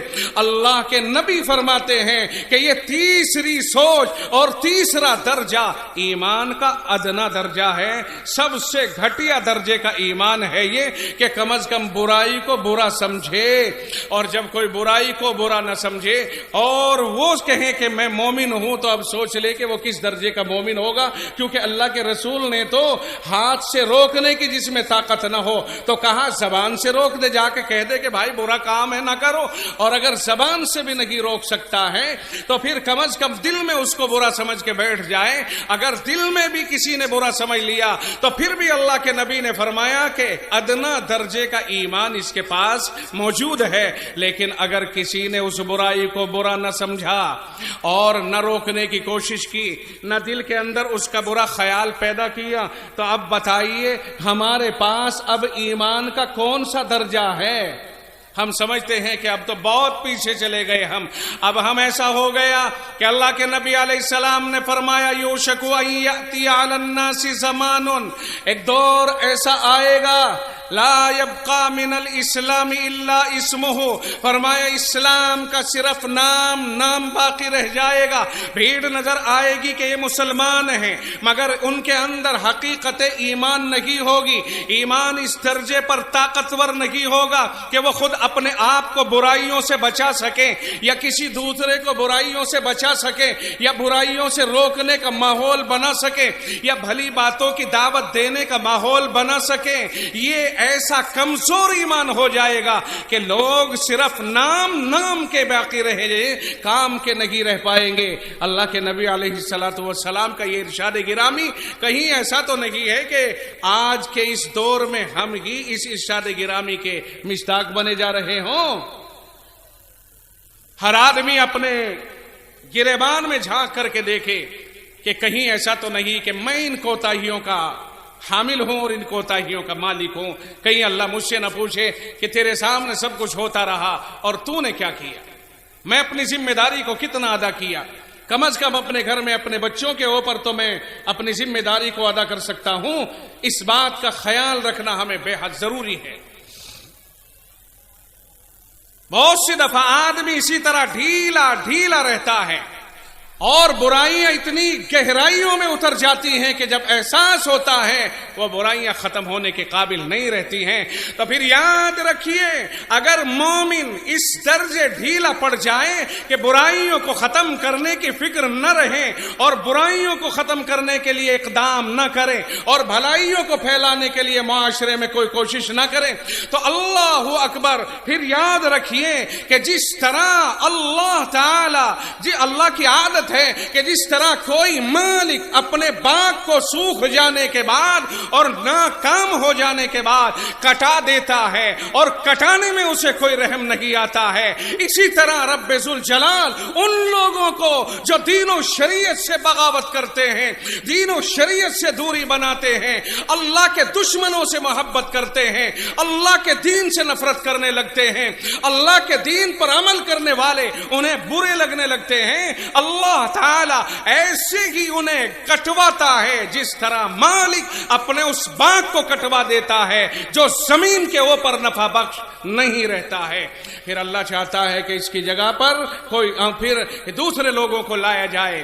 قرآن کہتا ہے وَمَن يَرْتَدِدْ مِنْكُمْ عَنْ دِينِهِ, جو آدمی اپنے دین سے بھاگتا ہے, اپنے دین سے پھرتا ہے, اپنے دین کو اپنے اندر داخل نہیں ہونے دیتا ہے, تو قرآن کریم کہتا ہے فَسَوْفَ يَأْتِ اللَّهُ بِقَوْمٍ, تو ان قریب اللہ لے آئے گا ایسے لوگوں کو ایمان کی توفیق دے دے گا, یحبوہم, جو اللہ ان کو پسند کرے گا, وَيُحِبُّونَهُ, اور وہ اللہ سے محبت کریں گے. یعنی اگر ہم نے اپنی ذمہ داریوں کو ادا نہیں کیا ہے اور ہم نے اپنی ذمہ داریوں کے اندر کوتاہیاں برتی اور اللہ خفا ہو گیا, تو پھر ہمیں سزائیں دلوانے کے بعد اللہ ایسی قوموں کو کھڑا کرے گا دین کے اوپر کہ وہ کسی کی ملامت کا کوئی خوف نہیں کریں گے. قرآن کہتا ہے یجاہدون فی سبیل اللہ, راہ خدا میں کردار ادا کریں گے, ولا یخافون لومۃ لائم, اور کسی ملامت کرنے والے ملامت گر کی ملامت کا کوئی خوف نہیں کریں گے. اللہ سے دعائیں کرتے رہیں, کوششیں کرتے رہیں کہ اللہ تعالی ہمیں ان سعادت مندوں میں رکھے کہ جو سعادت مند دین کی خدمت کرتے کرتے مرتے ہیں, خود بھی دین پہ قائم رہتے ہیں اور دوسروں کو بھی دین پر قائم رکھنے کی کوششیں کرتے رہتے ہیں اس طرح سے. ورنہ یاد رکھو ڈھیل پڑے گی تو لوگ فتنے میں مبتلا ہو جاتے ہیں, اور پھر وہ فتنے اس طرح آتے ہیں. اللہ کے نبی علیہ الصلوۃ والسلام نے ارشاد فرمایا تعرض الفتن علی القلوب کالحصیر عودا عودا, فرمایا کہ فتنے دلوں کے اوپر اس طرح آ کر کے پڑیں گے جیسے کوئی چٹائی ہوتی ہے تانے اور بانے کے ساتھ, ایک دھاگا ادھر جاتا ہے دوسرا ادھر جاتا ہے اور انہیں خوب اچھی طرح سے ٹھوک کر کے بنا جاتا ہے کہ کہیں کو کوئی کمی باقی نہ رہ جائے. اس طرح ایک فتنے کے بعد دوسرا, دوسرے کے بعد تیسرا, تیسرے کے بعد چوتھا, مگر یہ ہوگا جب ہم کوتاہیاں کرتے رہیں گے. اگر ہم کوتاہیاں نہیں کریں گے تو فتنے کو سر اٹھانے کا موقع ہی نہیں ملے گا. قرآن کریم نے کلیئر کر دیا ہے وَأَنْتُمُ الْأَعْلَوْنَ إِن كُنتُم مُؤْمِنِينَ. دور حاضر میں لوگوں یاد رکھیو, اگر تم چاہتے ہو کہ تم اللہ کی نگاہوں میں پیارے رہو, محبوب بن کے رہو, تو رب نے کہا ایک ہی میری شرط ہے, زیادہ لمبی چوڑی شرطیں تو میں لگاتا نہیں. فرمایا وَأَنْتُمُ الْأَعْلَوْنَ, تم ہی ساری دنیا میں سب سے زیادہ باعزت رہو گے, سر بلند رہو گے, لیکن شرط یہ ہے کہ ایمان تمہارے اندر مضبوط رہنا چاہیے. خوب اچھی طرح سمجھ لیں, جب تک ہم ایمانیات کے اوپر توجہ نہیں دیں گے, عمل نہیں کریں گے, اور وہاں آتا ہے سب سے پہلے عقیدہ, پھر آتی ہے عبادات, پھر آتے ہیں معاملات, پھر آتی ہے معاشرت، پھر آتے ہیں اخلاق. جب تک انسان ان 5 چیزوں کے اندر جکڑا ہوا نہیں ہوگا اللہ کے یہاں پر محبوبیت کا مکمل مقام حاصل نہیں کر سکتا ہے. عقیدہ کمزور ہے اور عبادات میں کمزوری ہے، معاملات میں کمزوری ہے، معاشرت میں کمزوری ہے، اخلاق میں کمزوری ہے. کیسے وہ آدمی ایمان کے اوپر سلامت رہ سکتا ہے؟ پہلی چیز ہے انسان کے لیے عقیدہ. اپنے عقیدے کو مضبوط کرے. خوب یاد رکھیے کہ کوئی دنیا کی وہ طاقت جو ہمیں ڈرائے، دھمکائے، ہتھیار دکھائے، طاقت دکھائے، فوجیں دکھائے، کچھ بھی دکھائے، عقیدہ ایک مسلمان کا یہ ہے کہ میرے پروردگار میں دنیا میں ہر کام کر سکتا ہوں مگر تیرے اوپر سے میرا عقیدہ ہٹے یہ نہیں ہو سکتا ہے. میرا رب تو ہے. رضینا باللہ ربا، ہم نے اللہ کو رب ہونے کے اعتبار سے خوشی کا اظہار کر دیا. مولا تو ہی ہمارا رب ہے، تیرے سوا دنیا میں کوئی ہمارا نہیں ہے. اب کوئی وہ طاقت نہیں ہے دنیا کی جو ہمیں ہمارے اس عقیدے سے ہٹا دے. ہم نے رب کو اپنا رب مانا ہے، اللہ کو اپنا رب مانا ہے. اب دنیا آئے ہمارے سامنے AK-56 لے کر، AK-47 لے کر، دنیا آئے ہمارے سامنے تلواریں لے کر، دنیا لنچنگ کا ماحول بنائے، مگر ممکن نہیں ہے کہ ایک مسلمان اللہ پر یقین رکھ رہا ہو اور پھر وہ اس یقین سے ہٹ کر کے مر جائے. سمجھ میں آیا کہ نہیں آیا؟ ہاتھ اٹھا کے بتائیے. دل اتنا مضبوط رہے، تعویلات کی کوئی گنجائش نہیں رہنی چاہیے. جس رب نے ہمیں پیدا کیا ہے اس رب سے زیادہ حقدار ہمارے لیے کوئی نہیں ہے. دنیا ہمیں ڈرا رہی ہے، دنیا ہمیں دھمکا رہی ہے. ہم دنیا سے کہہ دے ہم ہتھیار دینے کی بات نہیں کر رہے ہیں، ہم آپ کے ہاتھوں میں لاٹھیاں دینے کی بات نہیں کر رہے ہیں، ہم آپ کے دلوں کو مضبوط کرنے کی بات کر رہے ہیں. ہم نے اللہ کو مانا ہے، ایک مانا ہے. اس لیے مانا ہے کہ آسمان اسی کا ہے، زمین اسی کی ہے، کائنات اسی کی ہے. رب کہتا ہے امن خلق السماوات والارض، بتاؤ کائنات میں بسنے والے باشندوں اس زمین و آسمان کو کس نے بنایا ہے؟ میں نہیں پوچھتا، میرا پروردگار پوچھتا ہے. کیا کہتا ہے وہ؟ امن خلق السماوات والارض، آسمان اور زمینوں کو کس نے بنایا ہے. اور یہ ہم سے نہیں پوچھتا، ساری دنیا کے انسانوں سے پوچھتا ہے. امریکہ، افریقہ، برطانیہ، London, France, Japan, German, Hindustan, Pakistan, Bangladesh, کوئی بھی ہو، ہر ایک سے کہتا ہے امن خلق السماوات والارض، بتاؤ آسمانوں اور زمینوں کو کس نے پیدا کیا؟ بتاؤ، ہے کوئی دنیا کی طاقت جو بتا دے؟ صرف اللہ نے پیدا کیا ہے. اس کے بعد سوال بڑھاتا ہے اللہ، وَأَنزَلَ لَكُم مِّنَ السَّمَاءِ مَاءً، آسمان سے پانی کس نے برسایا؟ فَأَنبَتْنَا بِهِ حَدَائِقَ ذَاتَ بَهْجَةٍ، پھر یہ پر رونق باغات، سبزے کس نے اگائے؟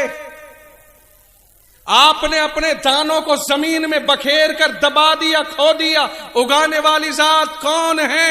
قرآن کہتا فرائیتم ما تحرثون، بتاؤ کسانوں جو تم کھیتی کرتے ہو، انتم تزرعونہ ام نحن الزارعون، تم اسے اگاتے ہو یا ہم اگانے والے ہیں؟ رب پوچھتا ہے کسانوں تم تو روز بروز کھیتیاں کا کام انجام دیتے ہو، تم اپنی زمین میں ہل چلاتے ہو، تم اپنی زمین کو جوتتے ہو، تم کھیتی کرنے کے دعوے دار ہو، مگر ایک بات یہ تو بتاؤ کہ تم اگاتے ہو یا ہم اگانے والے ہیں؟ بولو کون اگانے والا ہے؟ بڑے سوالات ہیں اللہ کی طرف سے، بڑے سوالات ہیں. وہ کہتے ہیں رب المشرقین و رب المغربین، جہاں سے سورج نکلتا ہے ان سب جگہوں کا رب، جہاں سورج چھپتا ہے، جہاں جہاں چھپتا ہے ان سب جگہوں کا رب کون ہے؟ وہی ہے. وہ کہتا ہے کہ وہ آسمان و زمین کا رب، وہ ہر چیز کا رب، ہر چیز کو فنا کر دے گا، صرف وہی باقی رہے گا. اور کہتا ہے او جنات و انسان کی جماعت، اگر تم سے ہو سکے، تم اتنے بڑے بہادر کے بچے ہو اور تمہاری ماں نے تمہیں دودھ پلایا ہے تو سن لو ایٹمی طاقتوں کے مالکوں، اور سن لو کائنات کے اوپر اپنی طاقت کا لوہا منوانے والوں، رب کہتا ہے یا معاشر الجن والانس، اے انسان و جنات کی جماعت، ان استطعتم ان تنفذوا من اقطار السماوات والارض، اگر تم سے ہو سکے ہماری پکڑ سے بچ کر کے تم آسمانوں اور زمین کے کناروں سے باہر نکل سکو تو جاؤ، نکل کے دیکھو. رب کہتا لا تنفذون الا بسلطان، لا تنفذون الا بسلطان، نہ تم نہیں نکل پاؤ گے، نکلنے کے لیے طاقت چاہیے، وہ طاقت تم میں نہیں ہے. جدھر جاؤ گے وَلِلَّهِ الْمَشْرِقُ وَالْمَغْرِبُ، مغرب مشرق ہر سمت اللہ ہی کے قبضے میں ہے. فَأَيْنَمَا تُوَلُّوا فَثَمَّ وَجْهُ اللَّهِ، جدھر جاؤ گے ادھر ہی اللہ کو پاؤ گے. تم بھاگو گے کہاں؟ تم ہوتے کون ہو؟ ذرا سی طاقت اور تم دنیا کے اندر کوہرام مچانے کی کوشش کرو. یاد رکھیے جسے اللہ نے یہ توفیق دے دی کہ اس کے دل میں اپنا نام اتار دیا، اس کے دل میں اللہ کا کلمہ اتر گیا اور اس نے مان لیا کہ اللہ ہمارا رب ہے، اور لبرل طریقے پر نہیں مانا، تھوڑی سی تیری تھوڑی سی میری. یہ تو کہا تھا رسول اللہ صلی اللہ علیہ وسلم کو بھی، میرے محبوب کو بھی کہا گیا تھا. ان لوگوں نے کہا تھا کہ جو لوگ آپ کے زمانے کے لوگ تھے، جو آپ کے کردار کو بہترین مانتے تھے مگر قرآن سے نفرت کرتے تھے، انہوں نے کہا تھا محمد تمہارے اوپر ہمیں کوئی اشکال نہیں ہے، تم تو بڑھیا کے بڑھیا ہو، تم تو ہمارے اپنے ہو. ایسا کر لو نا کہ جو قرآن تم سناتے ہو ہمیں اور جسے یوں کہتے ہو آسمانوں سے آیا ہے، میرے اللہ نے بھیجا ہے، ارے بابا ہم ایسا کر لیتے ہیں، کمپرومائز کر لو، تھوڑا سا تم ہمارا مان لو، تھوڑا سا ہم تمہارا مان لیں گے. لبرل ہونے کی دعوت تو رسول اللہ کو پہلے ہی دے دی گئی تھی. اگر یہ جائز ہوتا تو رسول اللہ پہلی فرصت میں ایگریمنٹ کر لیتے. سمجھ لینا اچھی طرح سے، ایسے روشن خیال لوگوں کے چکر میں ہرگز نہ آنا. اور یہاں میں کہہ رہا ہوں بیٹھ کر، چونکہ اسٹیج اور مائک میرے پاس میں ہے، میں یہاں سے اترنے کے بعد اگر تم سے بات کروں خدا کی قسم تو میری سنو گے نہیں. بہت آگے کی چیز ہو نا، اس کے بعد تو ہم ملا جی رہ گئے اور تم جو ہے بڑے بڑے لوگ ہو جاؤ گے. اس لیے موقع اچھا ہے جتنی باتیں کہہ دی جائیں، اب موقع اچھا ہے کہہ لینے دو، پھر بعد میں نہیں سننے گے تم. بات سمجھ میں آئی؟ قرآن کریم نے پہلے تو یہ دعویٰ کر دیا جاؤ بہادروں، اگر تم ہماری پکڑ سے بچ کر جا سکتے ہو تو آسمان و زمین سے باہر نکل کے دکھا دو. اسباب تمہارے پاس میں ہیں، جہاز تمہارے پاس میں ہے، جاؤ آگے آگے مرکبہ ٹینک کے گولے چھوڑتے جاؤ اور پیچھے پیچھے فوج لے کے چلے جاؤ اور نکل جاؤ کہیں. تمہارے باپ کے بس کا نہیں ہے جو تم سرک سکو. ہر طرف خدا موجود ہے. پھر اللہ تعالیٰ چاروں طرف ہے، وَلِلَّهِ الْمَشْرِقُ وَالْمَغْرِبُ، سب کچھ تو اللہ کے قبضے میں. جاؤ گے کہاں؟ ایک ویزے کے بغیر دوسرے ملک میں کوئی انٹری نہیں کر سکتا ہے، تو تم خدا کے اس کائنات سے نکل کے باہر کہاں جاؤ گے؟ وہ ہے کہاں؟ وہ کوئی چیز ہے کہاں کہ جو اس کے علاوہ ہے ہی نہیں. اس لیے اللہ تعالیٰ نے عاجز کرنے کے لیے کہا. اللہ کہتا ہے وہ لوگوں فَبِأَيِّ آلَاءِ رَبِّكُمَا تُكَذِّبَانِ، تم اپنے رب کی کون کون سی نعمتوں کی تکذیب کرو گے؟ ساری نعمتیں تو اللہ کی ہیں، ہر چیز تو اللہ نے بنائی اور اللہ نے دی ہے. تم کس کس چیز کی نعمت، کس کس چیز کی تکذیب کرو گے؟ اللہ تعالیٰ نے اپنے بندوں سے کہا. اس لیے پوچھا اِلَٰهٌ مَّعَ اللَّهِ، اب بتا دو اللہ کے سوا کوئی اور ہے جو عبادت کے قابل ہو؟ میں نہیں کہتا، تم خود کہہ دو یہ سننے کے بعد، کون ہے جو عبادت کے لائق ہے؟ اللہ. کہنے لگے اللہ تعالیٰ قلیلم تعالی اللہ عما یشرکون قلیلم ما تذکرون قلیلم ما تشکرون. یہ سب چیزیں قرآن کریم نے کہی. بہت کم شکر گزاری کرتے ہو, بہت کم اللہ کا دھیان دیتے ہو. اللہ تعالیٰ بہت بلند و بالا ہے ان سب چیزوں سے جنہیں لوگ اللہ کے ساتھ شریک کرتے ہیں, کھڑے کر دیتے ہیں.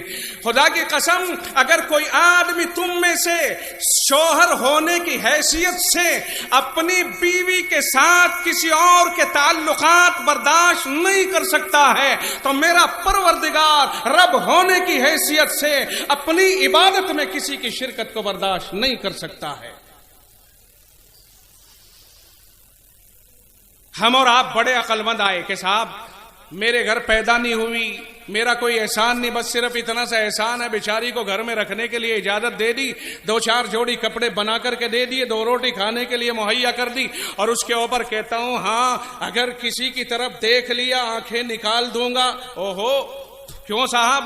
کہنے لگے نہیں, میری ہی بیوی ہے, میں ہی شوہر ہوں, میرے علاوہ کسی کی طرف نظر نہ بھر لے ورنہ تو فوراً طلاق, میرے حساب کی رہی نہیں. اچھا صاحب تیرے حساب کی تو وہ نہ رہے, اور اللہ کے غیر کے سامنے یہ اٹھی ہوئی پیشانی رگڑ رگڑ کر خدا کی ربوبیت میں کسی اور کو شریک کرنے والے کب سے مطمئن ہو گئے کہ جب تم اپنے گھر میں صرف بیوی کے ساتھ شوہر والی صفت میں کسی کو برداشت نہیں کر سکتے ہو, خداوند عالم اپنی رب ہونے والی صفت میں کسی غیر کو کیسے برداشت کر سکتا ہے؟ اسی لیے فرمایا ان اللہ لا یغفر ان یشرک بہ ویغفر ما دون ذلک لمن یشاء. اس میں کوئی شبہ نہیں ہے کہ اللہ تعالی کسی بھی شرک کرنے والوں کو نہیں بخشے گا, اور اس کے علاوہ جسے چاہے گا وہ بخش دے گا.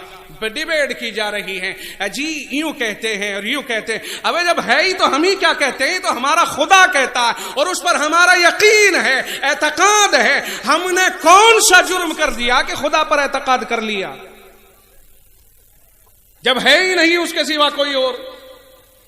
ڈیلے, مٹی, پتھر, گدے, گھوڑے, دریا, کالا سانپ, پیپل کا پیڑ اور فلاں, نہ بابا ہمارے بس کی بات نہیں ہے, ہمیں نہیں, نہ یہ ہماری خادم, یہ ہمارے خادم ہیں, خدمت ہی کریں گے, ہم جب چاہیں گے پیڑ کو کاٹ کر کے جلا لیں گے, ہم اس کے سامنے اپنی پیشانی نہیں جھکائیں گے, نہ ہم صرف اسے ایک ذات کے سامنے جھکائیں گے جو سب کو دیکھتا ہے اور کوئی اسے نہیں دیکھ سکتا ہے, جو سب کچھ کر سکتا ہے کوئی اسے نہیں روک سکتا ہے, جو ہر چیز پہ قادر ہے کسی کی اس کے اوپر نہیں چلتی ہے, جو جب چاہے مار دے. هو الذی خلقکم, وہی ہے جس نے تم سب کو پیدا کیا ہے, اور وہی کہتا ہے هو الاول, وہی اول, هو الاول والآخر والظاہر والباطن, وہی اول وہی آخر وہی ظاہر وہی باطن, وہ ہر طرف ہیں, وہ ہر طرف ہیں. فعال لما یرید, جو چاہے کرے. ان بطش ربک لشدید, تیرے رب کی پکڑ بہت مضبوط ہے, کوئی اس سے چھٹ نہیں سکتا ہے.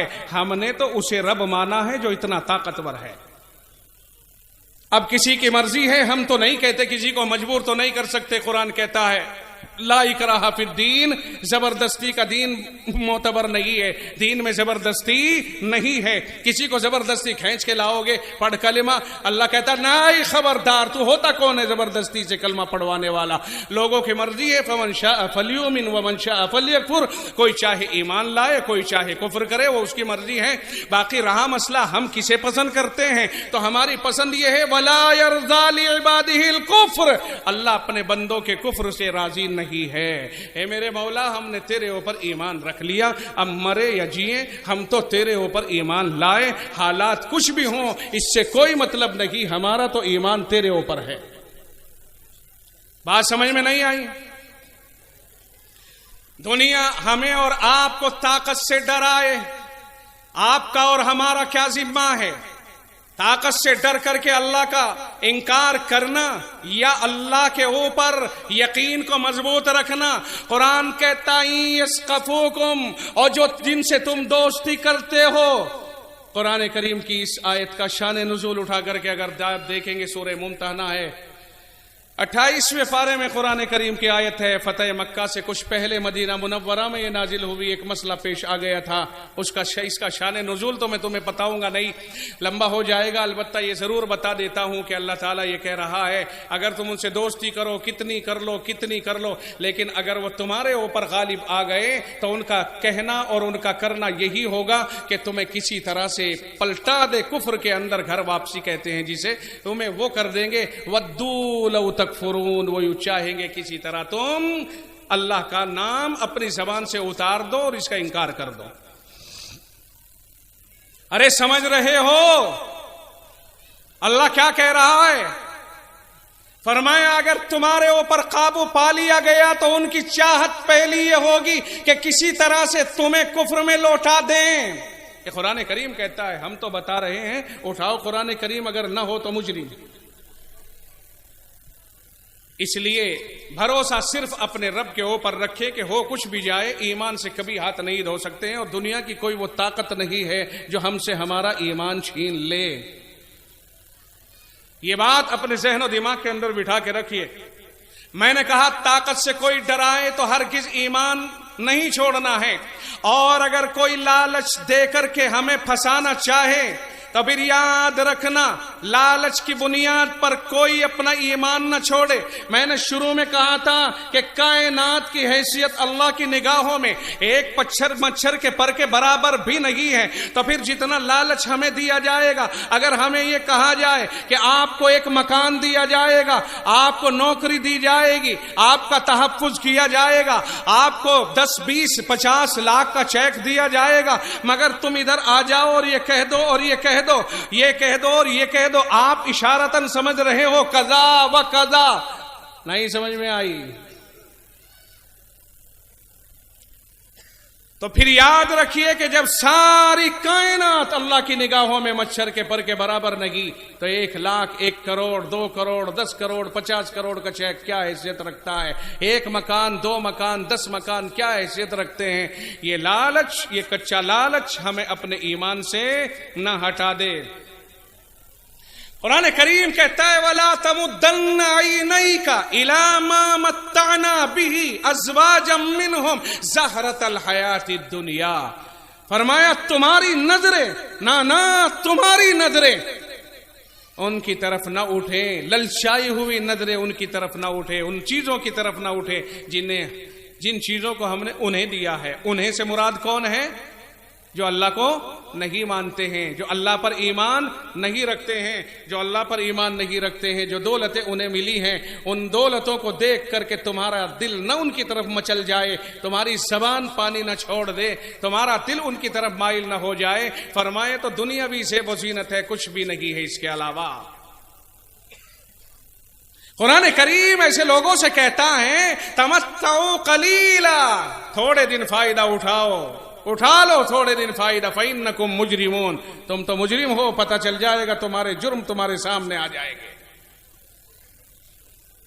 आओ कुरान करीम के 8वें पारे में जरा चलते हैं।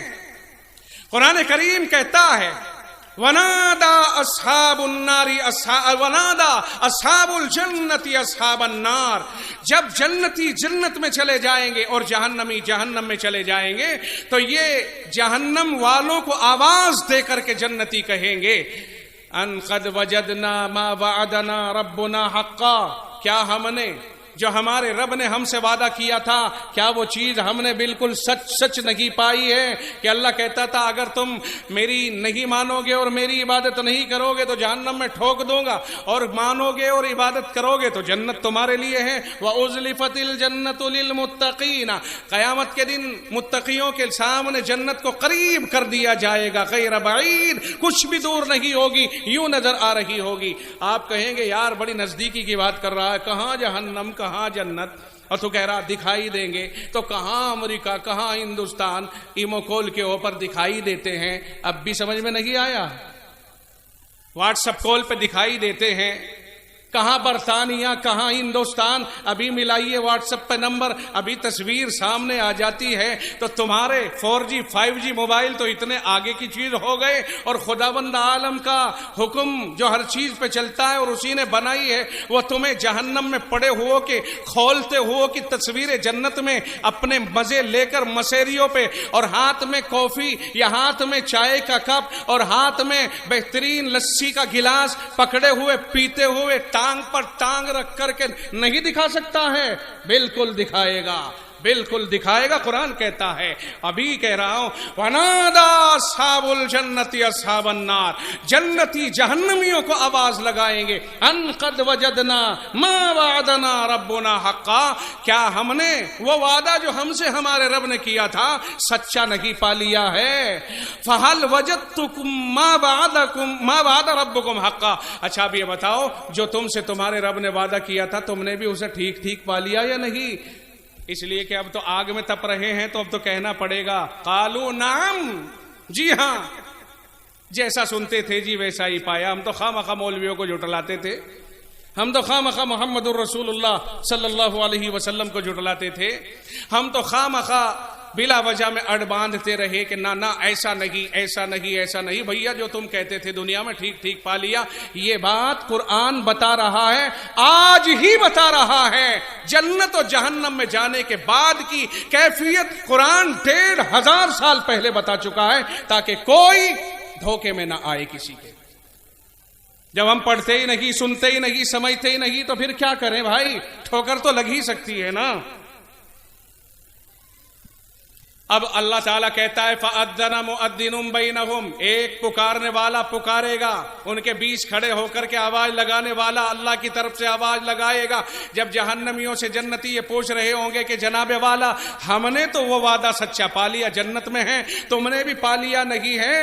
وہ کہیں گے جی ہاں بالکل سامنے آ گئی ہے بات. اب اللہ تعالیٰ ایک منادی سے آواز لگوائے گا، لعنت اللہ علی الظالمین، ظالموں پر اللہ کی لعنت بر سے.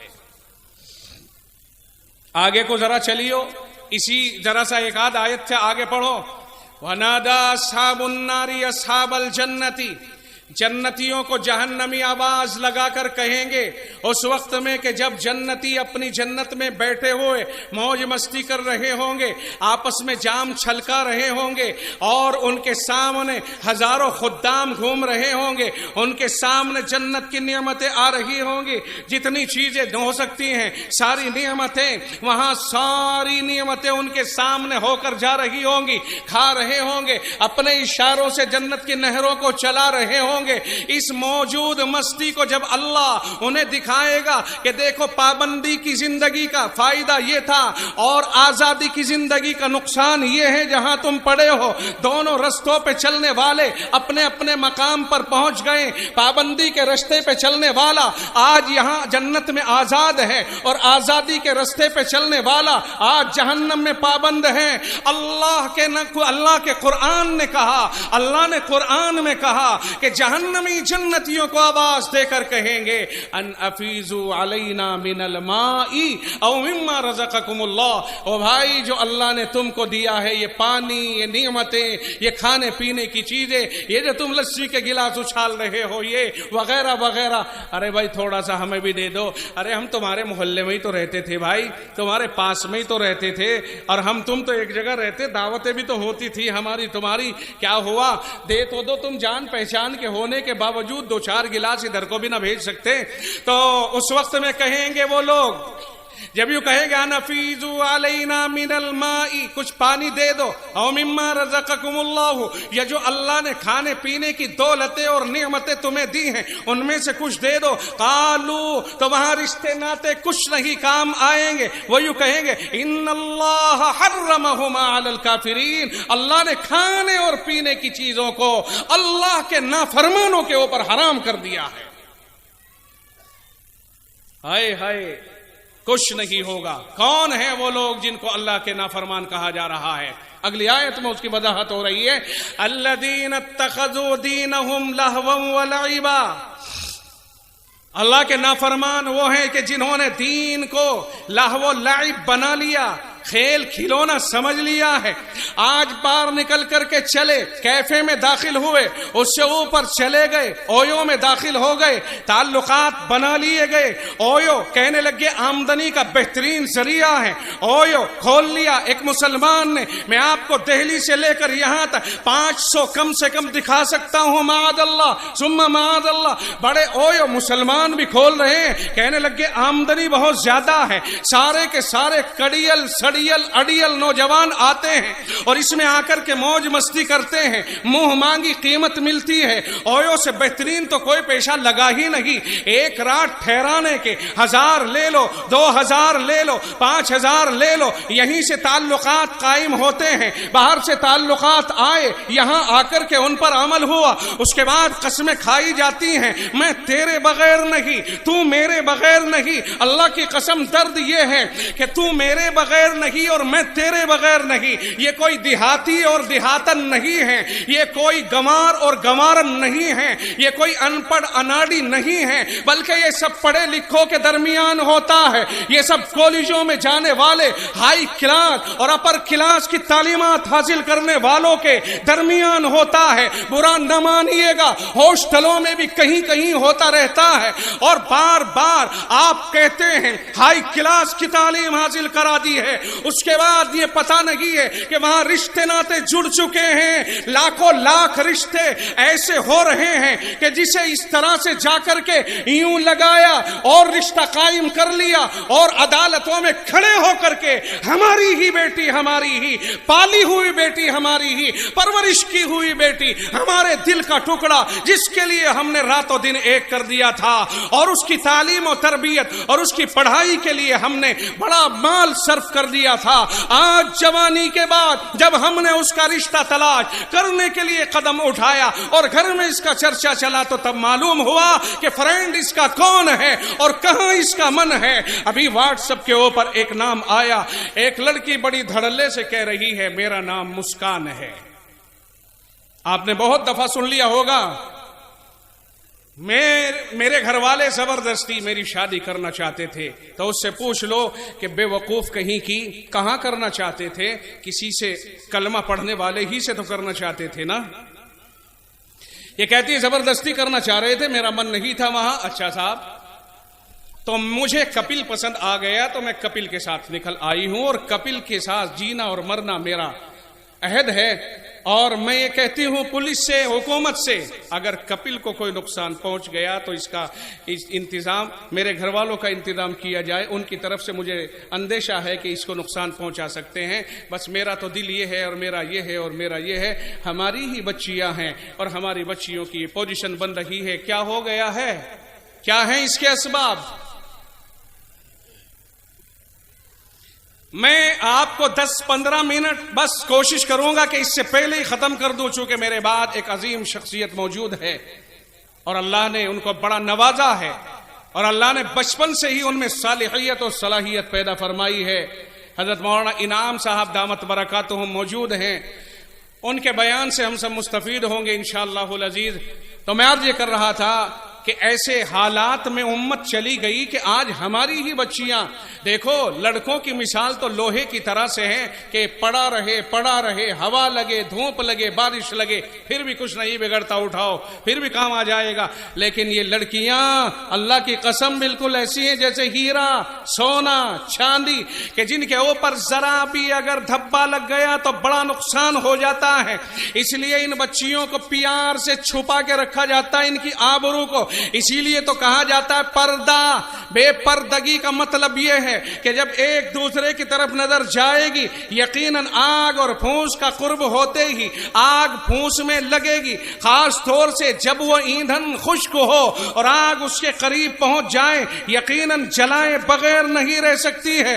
شیطان اپنی شاطرانہ چال میں کامیاب ہوتا ہے، وہ انسان کے جسم میں گھستا ہے۔ اللہ کے نبی نے فرمایا ان الشیطان یجری الانسان مجرى الدم، فرمایا انسان کے اندر رگوں میں خون کی طرح دوڑتا ہے شیطان. یوں گھس گیا، دل میں اپنا اثر ڈالا، آنکھوں سے دیکھنے لگ گیا. ایک طرف دوسرا شیطان اس لڑکی کی آنکھوں میں اترتا ہے، ایک طرف اس لڑکے کی آنکھوں میں اترتا ہے. دونوں کی آنکھوں میں پیار کا غلبہ ظاہر کرتا ہے، دونوں کو قریب کر دیتا ہے، یہاں تک کہ بہت آگے تک کا مسئلہ ہو جاتا ہے. پھر وہ پوزیشن اور وہ نوبت آتی ہے جسے آج ہم اپنی آنکھوں سے دیکھتے جا رہے ہیں. بقول حضرت مولانا سجاد نعمانی دامت برکاتہم کے اللہ ان کی زندگی کو اور طویل فرمائے اور امن و امان کے ساتھ انہیں طول حیات عطا فرمائے.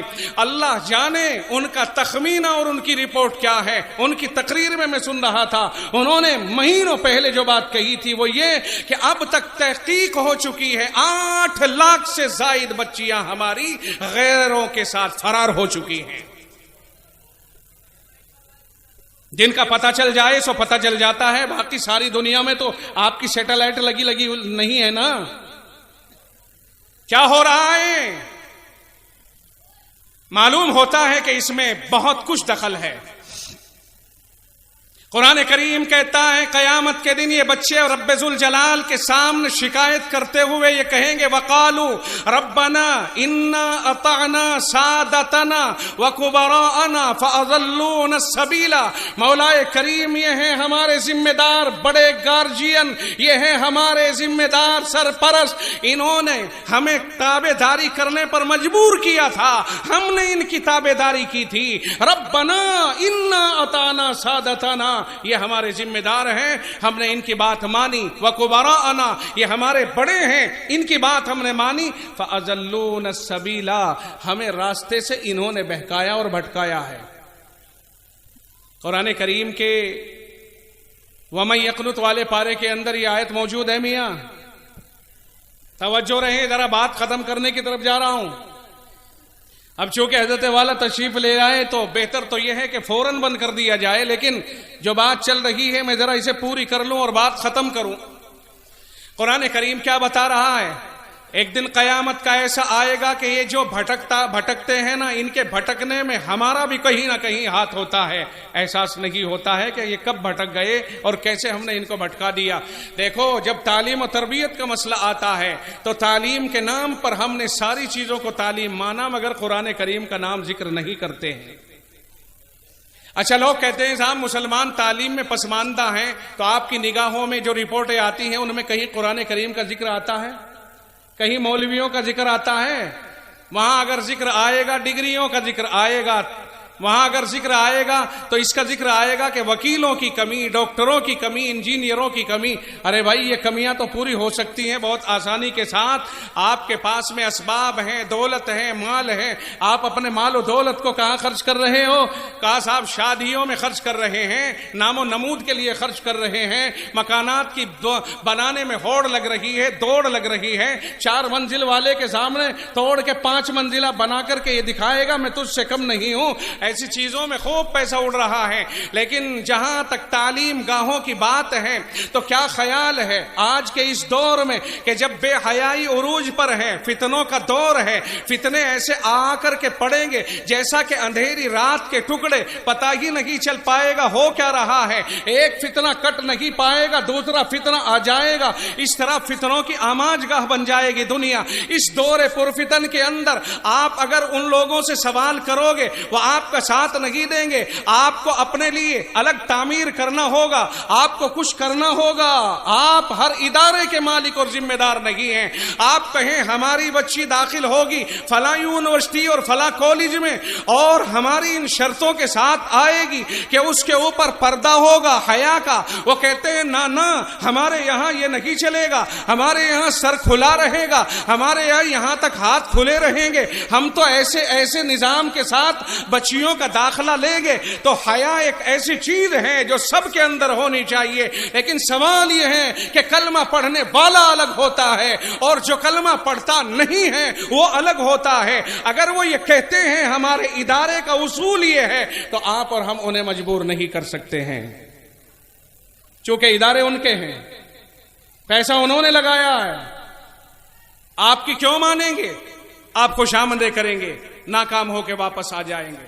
چونکہ آپ کے پاس ایسے کالج اور ادارے اور یونیورسٹی نہیں ہے، پھر کیا کرو گے جناب کہ صاحب لو ہمیں تو پڑھانا ہے جی، بچی کو جاہل تھوڑا ہی رکھنا ہے، لیجیے ہم آپ کے حوالے کرتے ہیں، داخلہ کراتے ہیں، شرطیں ان کی رہیں گی، بچی ہماری اور آپ کی ہیں ہی.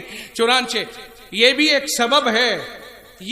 سبب ہے گمراہ ہونے کا کہ ہمارے پاس کوئی ایسا نظام نہیں ہے جس نظام کے تحت ہم اپنی بچیوں کی حیا کو محفوظ رکھ سکیں. جوان ہوتے ہیں آخر کب تک؟ کہیں نہ کہیں بہک لگ سکتی ہے. بے پردگی جب ہوتی ہے اور آپس میں اختلاط ہوتا ہے، کہیں نہ کہیں بہک لگ سکتی ہے. ہماری کوششوں میں اب کم از کم اتنی ترمیم ضرور ہو جانی چاہیے کہ جو سمجھدار پڑھے لکھے اور سمجھدار قسم کے لوگ ہیں ان کو چاہیے کہ وہ بہت کوشش کریں اور کہیں کہ جہیزوں میں آپ پیچھے کو ہٹیے اور اپنے پیسے کو اکٹھا کیجئے، اپنی کمائی کا 10% صحیح اس کو آپ اس طرح کے کالجوں کے لیے اور اس طرح کے اداروں کے لیے وقف کیجئے. اور شہروں میں اور گاؤں میں کمیٹیاں بننی چاہیے کہ صاحب اب ہم انشاءاللہ کوشش کریں گے ایسے ادارے قائم کرنے کی. اور ان اداروں کی ضرورت ہے، آپ کو جہیز کی ضرورت نہیں ہے، آپ کے جہیز کی ضرورت نہیں ہے. جو دلہا بننے کی حاجت رکھتا ہے اسے روٹی کپڑے مکان اور مہر اور بیوی کی ضروریات کا خیال رکھنا واجب اور ضروری ہے.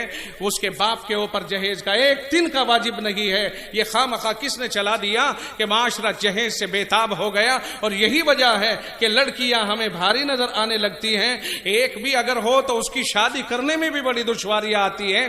تو اس لیے جہیز سے تھوڑا پیچھے ہٹیں اور اداروں کو بنانے کی کوشش کرنے میں ذرا آگے کو آئیں. جب ہم اپنے ادارے بنائیں گے ایسے تو انشاءاللہ العزیز ہمارے لیے بہت آسان ہو جائے گا کہ ہم اپنی بچیوں کی حیا کو محفوظ رکھ سکیں. اور یہ جو ارتداد کا مسئلہ سامنے آ رہا ہے اختلاط کی وجہ سے، بے پردگی کی وجہ سے، یا کبھی کبھی ایسا ہوتا ہے کہ شادیاں دیر سے ہونے کے امکان نظر آنے لگتے ہیں، بچے جوان ہو گئے، 25 سال ہو گئی عمر، 27 سال ہو گئی عمر، ابھی تک ماں باپ کی نگاہوں میں وہ اپنے پیروں پر کھڑے نہیں ہوئے، ابھی تک کہتے ہیں ابھی شادی کیسے کریں، ابھی کاروبار نہیں جمع، ابھی شادی کیسے کریں، ابھی یہ کورس مکمل نہیں ہوا، یہ نہیں ہوا. جب یاد رکھیے اللہ کے نبی علیہ السلام نے فرمایا تھا یا علی ثلاث لا تؤخرها، 3 چیزوں میں تاخیر نہ کرنا. فرمایا الصلاۃ اذا آنت، نماز کا جب وقت ہو جائے، والجنازۃ اذا حضرت، اور جنازہ جب آ کے رکھا جائے، والایم اذا وجدت لها کفوا، فرمایا اور بے نکاحی عورت جب تم اس کا جوڑا پالو تو نکاح میں تاخیر نہ کرو. یہاں تو ڈھونڈنے ہی کی نوبت نہیں آ رہی ہے. 28 سال اور 27 سال عمر بے تکلف ہوتی جا رہی ہے. یہ عمروں میں تاخیر، یہ شادیوں میں تاخیر ہم سمجھتے ہیں یہ بھی سبب ہو سکتا ہے. اور یہ جہیز کی کثرت، بچیاں جب جہیز کے بغیر رخصت نہ ہو پائیں اور مانگنے والوں کی زبانیں مانگنے سے پیچھے نہ ہٹے نہ تھکے، اور وہ بھیک کا کٹورا ہاتھ میں لے کر کے گھومتے پھرے معاشرے کے اندر ہے کوئی جو میرے بیٹے نے اتنی بڑی ڈگری حاصل کر لی ہے اور اس بیٹی کی ڈگری بیٹے کی ڈگری کے عوض اس میں کوئی سوئفٹ گاڑی ڈال دے، ہے کوئی معاشرے میں جو اس میں اوڈی گاڑی ڈال دے، ہے کوئی. جب بھیک کا کٹورا لے کر کے باپ اپنے بیٹے کی ڈگری دکھاتا ہوا معاشرے میں گھومے گا اور بچولوا کو گھمائے گا تو پھر تاخیر پر تاخیر. کون ہے جو قدم آگے بڑھائیں اور اپنی بیٹی کو اس کے بھیک کے کٹورے میں ڈالے، کیونکہ وہ تو مال اور دولت کا بھکاری ہے، وہ تو دولت مانگ رہا ہے. اور ایک جوان بیٹی کے باپ کے پاس دولت نہیں ہے، اس دولت کے نہ ہونے کی وجہ سے شادیوں میں تاخیر ہو رہی ہے. دوسری طرف ایک وہ طبقہ جسے لا الہ الا اللہ حاصل نہیں ہے، انہیں گائیڈ کیا جاتا ہے اور کہا جاتا ہے تم سیکھو سبحان اللہ الحمدللہ لا الہ الا الا اللہ، ماشاء اللہ، تشریف لائیے، تشریف رکھیے، اور السلام علیکم ورحمۃ اللہ، اور انشاءاللہ انا للہ جب انہیں یوں مشق کرائی جائے گی اور ہمارے معاشرے میں یہ بھکاری، یہ درندے، یہ بھیڑیے، یہ جہیز کے بھوکے بھاگے پھریں گے تو یہ ہماری بچیاں ہو سکتا ہے سبحان اللہ اور الحمدللہ سے اس کی متاثر ہو کر کے ادھر سرک جائیں۔ ایک سبب یہ بھی ہو سکتا ہے، اسباب مختلف ہو سکتے ہیں۔ لوگ رو رہے ہیں، ہماری بیٹیاں جا رہی ہیں، لوگ رو رہے ہیں، نالی صاف کرنے والوں کے ساتھ جا رہی ہیں کیونکہ وہاں سے پیار ملا۔ اللہ کی قسم مجھے تانا نہ دینا، یہ بچیاں، یہ عورتیں ہماری یہ پیارے الفاظ کی بھوکی ہوتی ہیں۔ یہاں تو شوہر کی طرف سے کبھی بیوی کو پیار کے الفاظ نہیں ملتے، وہ بھی آ کر کے ان کے اوپر کٹے جلے ہی الفاظ استعمال کرتا ہے۔ صبح سے دوپہر ہو گئی کھانا پکاتے ہوئے، دوپہر سے شام ہو گئی، وہیں کچن کے اندر گرمی میں تڑپتے ہوئے، اور جب کھانا آتا ہے سامنے تو دو لفظ ہمارے پاس میں تعریف کے نہیں ہوتے کہ ماشاءاللہ بیگم آج تم نے کھانا بہت اچھا بنا دیا، دل خوش ہو گیا۔ اللہ کی قسم اگر نمک زیادہ بھی ہو تو تمہیں کہنے کا کیا حق ہے کہ کڑوا ہو گیا؟ اگر یوں کہو نمک تیز ہے تو یوں بھی تو کہہ سکتے ہو کیا شاندار کھانا ہے، کاش کہ ذرا سا نمک اگر کم ہوتا تو کیا ہی کہنے تھے۔ کمی بھی بتا دی اور اس کا دل بھی نہیں ٹوٹا ہے۔ یہ باتیں سمجھنے کی ہیں۔ عورتوں کا حال یہ ہو گیا ہے کہ بیوی اگر شوہر کے ساتھ ذرا ہنس لے، ذرا سا دیکھ لے کہ بہت خوش و خرم ہے، اور ہماری ماں کی نظر پڑ جائے، نہ جانے کتنی مائیں ایسی ہیں جو اپنے بیٹے کو بیوی کے ساتھ ہنستے اور خوش ہوتے ہوئے دیکھ کر کے یوں اپنے پیروں میں سر ڈال کر کے پڑ جاتی ہیں کہ گویا اس کی گردن ٹوٹی ہوئی ہے۔ کیا ہوا؟ بڑے میاں آ کے پوچھتا ہے تیری اماں ایسے کیسے پڑی ہے؟ پتہ نہ ابا کیا بات ہو گئی، کہ بوجھے کیا ہو گیا؟ تو اس وقت تو کچھ کہتی نہیں، لیکن بڑے میاں سے کہتی ہے کہ پچھلے ہفتے گھر گئی تھی، تعویذ لا کے پلا دیا، اب کی مرتبہ تو بڑا ہنسرا، ورنہ دو ریپٹ مار کے نہ بھیجی تھی کیا پہلے؟ یہ ہمارے گھروں کی داستانیں ہیں، یہ ہماری دلہنوں کی داستانیں ہیں۔ دلہنوں کو پیار سانس کے پاس نہیں مل رہا ہے، اور بیٹیوں کی جوانیاں اجڑتی اور ادھڑتی جا رہی ہیں، انہیں شادی کا موقع نہیں مل رہا ہے، اور وہ پھر یہ کیا کریں گی؟ وہی جو سبحان اللہ کہہ دے گا اسی کو بہتر سمجھ سکتی ہیں۔ اس لیے میں سمجھتا ہوں کہ معاشرے کو اس کے اوپر بھی غور کرنا ہوگا۔ میرے بھائی یہ اتنا آسان کام نہیں ہے۔ اللہ کے سامنے جا کر کے بچے بچیاں بھی ہماری شکایت کریں گے، مولا کریم یہ تھے، اتنا بڑا بستر 3 سال کا تھا جب میں میرے پیچھے باندھ دیا تھا، اتنا بڑا میرے سے میں پلٹ گیا کئی مرتبہ تو پیچھے کو، اللہ مجھے سنبھالا بھی دوسروں، اتنا بڑا بستہ باندھا کہ مجھ سے کھڑا نہ ہوا گیا، اور کسی طرح سے مجھے بکھا کر کے ایک رکشا میں اور اسکول میں گھسا دیا تھا۔ اجی اللہ کیا بتاؤں، نہ کبھی جماعت میں گیا، نہ کبھی قرآن پڑھوایا، نہ کبھی ایمان مفصل، نہ کبھی ایمان مجمل۔ اور بھائی عقیدوں کو ٹھیک کرا لو، اللہ کی قسم عقیدوں کو ٹھیک کرا لو، اور یہ کہو ہمارا ایمان صرف اللہ پر ہے، مرنا جینا صرف اللہ کے نام پر ہوگا۔ جان تو جائے گی، لیکن اگر ایمان کے بغیر جائے تو کیا منہ دکھائیں گے؟ ایمان محفوظ رکھ کر کے جائیں۔ اپنے بچوں سے کہو آمنت باللہ کما ہوا باسمائہ وصفاتہ وقبلت جمیع احکامہ، میں ایمان لے آیا اللہ پر، بس لے آیا جی۔ ارے بھائی جیسا بھی وہ ہے اپنی اسماء و صفات کے ساتھ میں تو لے آیا، اور میں سارے احکامات کو اللہ کے قبول کرتا ہوں، دل سے قبول کرتا ہوں۔ آمنت باللہ وملائکتہ وکتبہ ورسلہ والیوم الآخر والملائکۃ والقدر خیرہ وشرہ من اللہ تعالی والبعث بعد الموت۔ میں ہر طرح ایمان لایا اللہ کے اوپر، میں کوئی شک نہیں کروں گا۔ اور یاد رکھیو آخری بات کہہ کر کے اٹھ رہا ہوں، اشارے کر رہا ہوں، چونکہ حضرت تشریف لے آئے، مگر حضرت اتنے شفیق ہیں کہ میرے اوپر ناراض نہیں ہوتے، یہ میں آپ کو بتائی دے رہا ہوں، حضرت مجھ پر ناراض نہ ہوتے، اسی لیے تو ہمت پڑ رہی ہے، اور بلکہ ہمت پڑ ہی نہیں بڑھ رہی ہے۔ اتنے میں یہ سے کھل کر کے تمہارے سامنے بول رہا ہوں، حضرت کے سہارے پر ہی تو بول رہا ہوں۔ بولے جا بیٹا ہم بیٹھے پیچھے، تیرا کوئی کیا بگاڑے۔ ایک بات اور کہتا چلوں آخر میں، عقیدہ اگر محفوظ ہے بخشش کا وعدہ ہے، عقیدہ اگر ختم ہو گیا بخشش ختم ہو گئی۔ بات سمجھ میں آ گئی؟ اب آئیے، عقیدے کا تعلق آخرت سے ہے، اللہ جانتا ہے یا تم جانتے ہو کہ اللہ کو ایک مان رہے ہو یا نہیں؟ باہر کے اعمال کا تعلق دنیا کے احکام سے ہے۔ یاد رکھیو، اگر ہمیں اپنے ماحول کو محفوظ رکھنا ہے تو عقیدہ اندر کی چیز ہے، صرف عقیدے سے کام نہیں چلے گا۔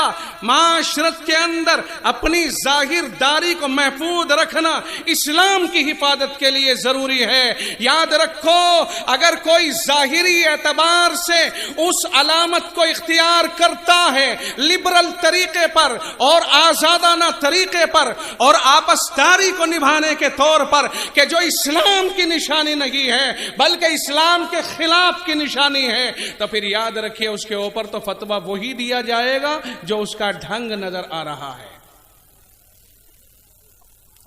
ہمارا تعلق قرآن کہتا ہے لا يتخذ المؤمنون الکافرین اولیاء من دون المؤمنین، دلی دوستی اندر کے راز و نیاز کا جو تعلق ہے وہ ایک ایمان والے کا صرف ایمان والے سے ہے۔ اور جہاں تک مسائل کی بات ہے تو مصلحتاً ہم اپنے تجارتی تعلقات، سماجی تعلقات کسی سے بھی کر سکتے ہیں، مگر دھرم اپنا اپنا۔ بات سمجھ میں آئی کہ نہیں آئی؟ کہ صاحب ہمارے یہاں تو اتنا آرام، ماحول اتنا اچھا ہے جی، اتنا اچھا ہے جی، بس کیا بتائیں، اور بس خدا سب کے یہاں ماحول ایسا ہی بنا دے۔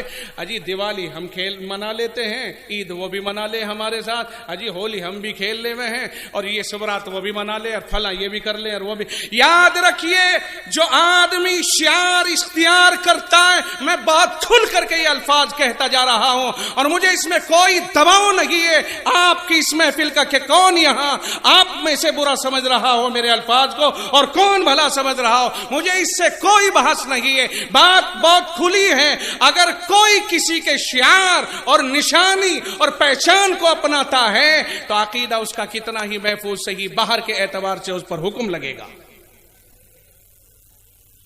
اور یہی وہ چیز ہے جس نے ہمیں بہت پیچھے دھکیل دیا ہے، بہت پیچھے دھکیل دیا ہے۔ ہم نے ٹھیکہ نہیں لیا ہے شعار کو اپنانے کا کسی کے، ہم نے آپسداری کو، آپس کی محبت کو بڑھانے کے لیے اپنے شعار کو قربان کر کے اور دوسرے کے شعار کو حاصل کرنے کا ٹھیکہ نہیں لیا ہے۔ میری آپ بات سمجھ رہے ہو کہ نہیں سمجھ رہے ہو؟ ایمان محفوظ رہے گا، اعمال اس کے اوپر نشانیاں ہیں، اعمال کی حفاظت بہت ضروری ہے، تب جا کر کے کہیں معاشرہ ہمارا قابو میں آئے گا۔ اور اگر معاشرت میں صاحب وہ بچیاں ہیں بڑا وہ کر رہی تھی، کورس کر رہی تھی جامعہ ملیہ میں، دیکھا تو صاحب ہولی کھیل رہی ہیں، ایمانداری کی بات بتائیے، ایمانداری سے اسلام میں کہیں ہے یہ؟ ارے بات کھلی سی ہے، جب ہم نے اللہ کو ایک مان لیا تو اب ہم اللہ ہی کے ہو کر کے رہ گئے، شعار کسی کا نہیں اپنائیں گے۔ شعار اپنانے والے خوب اچھی طرح سے سمجھ لے یہ کوئی جائز کام نہیں ہے، یہ ناجائز و حرام کام ہے، سیدھی سیدھی بات ہے، اس میں کوئی کمپرومائز نہیں کیا جا سکتا ہے۔ محبتیں جتاؤ، چائے پلاؤ، دعوتیں کرو، کام آؤ۔ ارے اللہ کے نبی علیہ الصلوۃ والسلام نے فرمایا لیس المؤمن الذی یشبع وجارہ جائع الی جنبہ، وہ آدمی صحیح معنی میں مومن کہلانے کا حقدار ہی نہیں ہے جس کا پڑوسی بھوکا اور پریشان حال رہے اور خود اپنا موج مستی کرتا رہے، پیٹ بھر کے سو جائے۔ یہ ہے وہ چیزیں جو معاشرت میں استعمال ہونے کی ہے کہ آقا نے یہاں کوئی تقسیم نہیں فرمائی کہ ہمارا پڑوسی ہندو، یہودی، عیسائی، مسلم کون ہو کون نہ ہو۔ آقا نے فرمایا تمہارا پڑوسی اگر پریشان ہو اور تم موج مستی کر رہے ہو اور پڑوسی کا خیال نہیں کر رہے ہو تو تمہارے لیے صحیح معنی میں مومن کہلانے کا کوئی جواز نہیں بنتا ہے۔ اچھا اور سچا اور ایک نمبر کا مومن تو بس وہی ہے کہ جو آدمی اپنے پڑوسیوں کا پورا خیال رکھے۔ یہاں دیکھیے آپ یہ برتاؤ کر، اگر میرے پڑوس میں کوئی غیر مسلم رہتا ہے میں اس کا خیال کروں، اگر اللہ نے مجھے کچھ دیا ہے تو میں اس کے اعتبار سے اس کا خیال کروں۔ یہ ہوتی ہے چیزیں جو کرنے کی ہیں، یہ نہیں ہوتی۔ سمجھ رہے کہ نہیں سمجھ رہے؟ ان باتوں کو اپنے عمل میں لانے کی کوشش کریں۔ ایمان اگر سلب ہو گیا اعمال کو دیکھتے ہوئے تو پھر یاد رکھیے ہم پہ کچھ نہیں بچا ہے، بس اسی کی حفاظت کرنے کی ضرورت ہے۔ یہیں سے ہماری وہ بچیاں بھی کامیاب ہو جائیں گی جو عدالتوں میں کھڑی ہو کے یہ کہہ دیتی ہیں میں جوان ہوں، میں بالغہ ہوں، مجھے اختیار ہے، میں تو اس کے ساتھ رہوں گی۔ ارے اللہ کی بندی، تیری ماں نے تجھے جنم دیا، اللہ نے اس کے ذریعے، تیرے باپ نے تیرے اوپر سب کچھ خرچ کیا، آج جوان ہو کر کے تو یہ کہہ رہی ہے کہ میں انہیں نہیں جانتی، ان کا دل دیکھ تو صحیح ٹکڑے ٹکڑے ہو گیا ہے۔ ایسا نہ کرو، اگر تم نے ایسا کر دیا تو تمہارے بچے تمہارے ساتھ کیا کریں گے؟ کم از کم آگے کو بھی تو دیکھ لو۔ اور کتنے ہی موقع اور حالات ایسے ہیں کہ دوستی میں ہو گیا جی، پھر گئے جی پھیرے، ڈل گئی جی مالائیں، سب کچھ ہو گیا، لیکن وہاں کیا ہوا؟ ایک ویڈیو بن گئی چند دنوں کے بعد، مار دیا، یہ کر دیا، وہ کر دیا، وائرل کر دیا۔ اللہ اکبر، اللہ ہم سب کی حفاظت فرمائے، ہماری بچیوں کی، بچوں کی، اور ہمارے ایمان کی، اعمال کی، عقائد کی، سب چیزوں کی حفاظت فرمائے۔ اس کے حل میں بس اتنا ہی ہے کہ ہم شریعت کو اپنا امام مان لیں، اس کے اوپر کمپرومائز کسی سے نہ کریں، انشاءاللہ سارا معاشرہ بہترین رہے گا۔ وآخر دعوانا الحمد للہ رب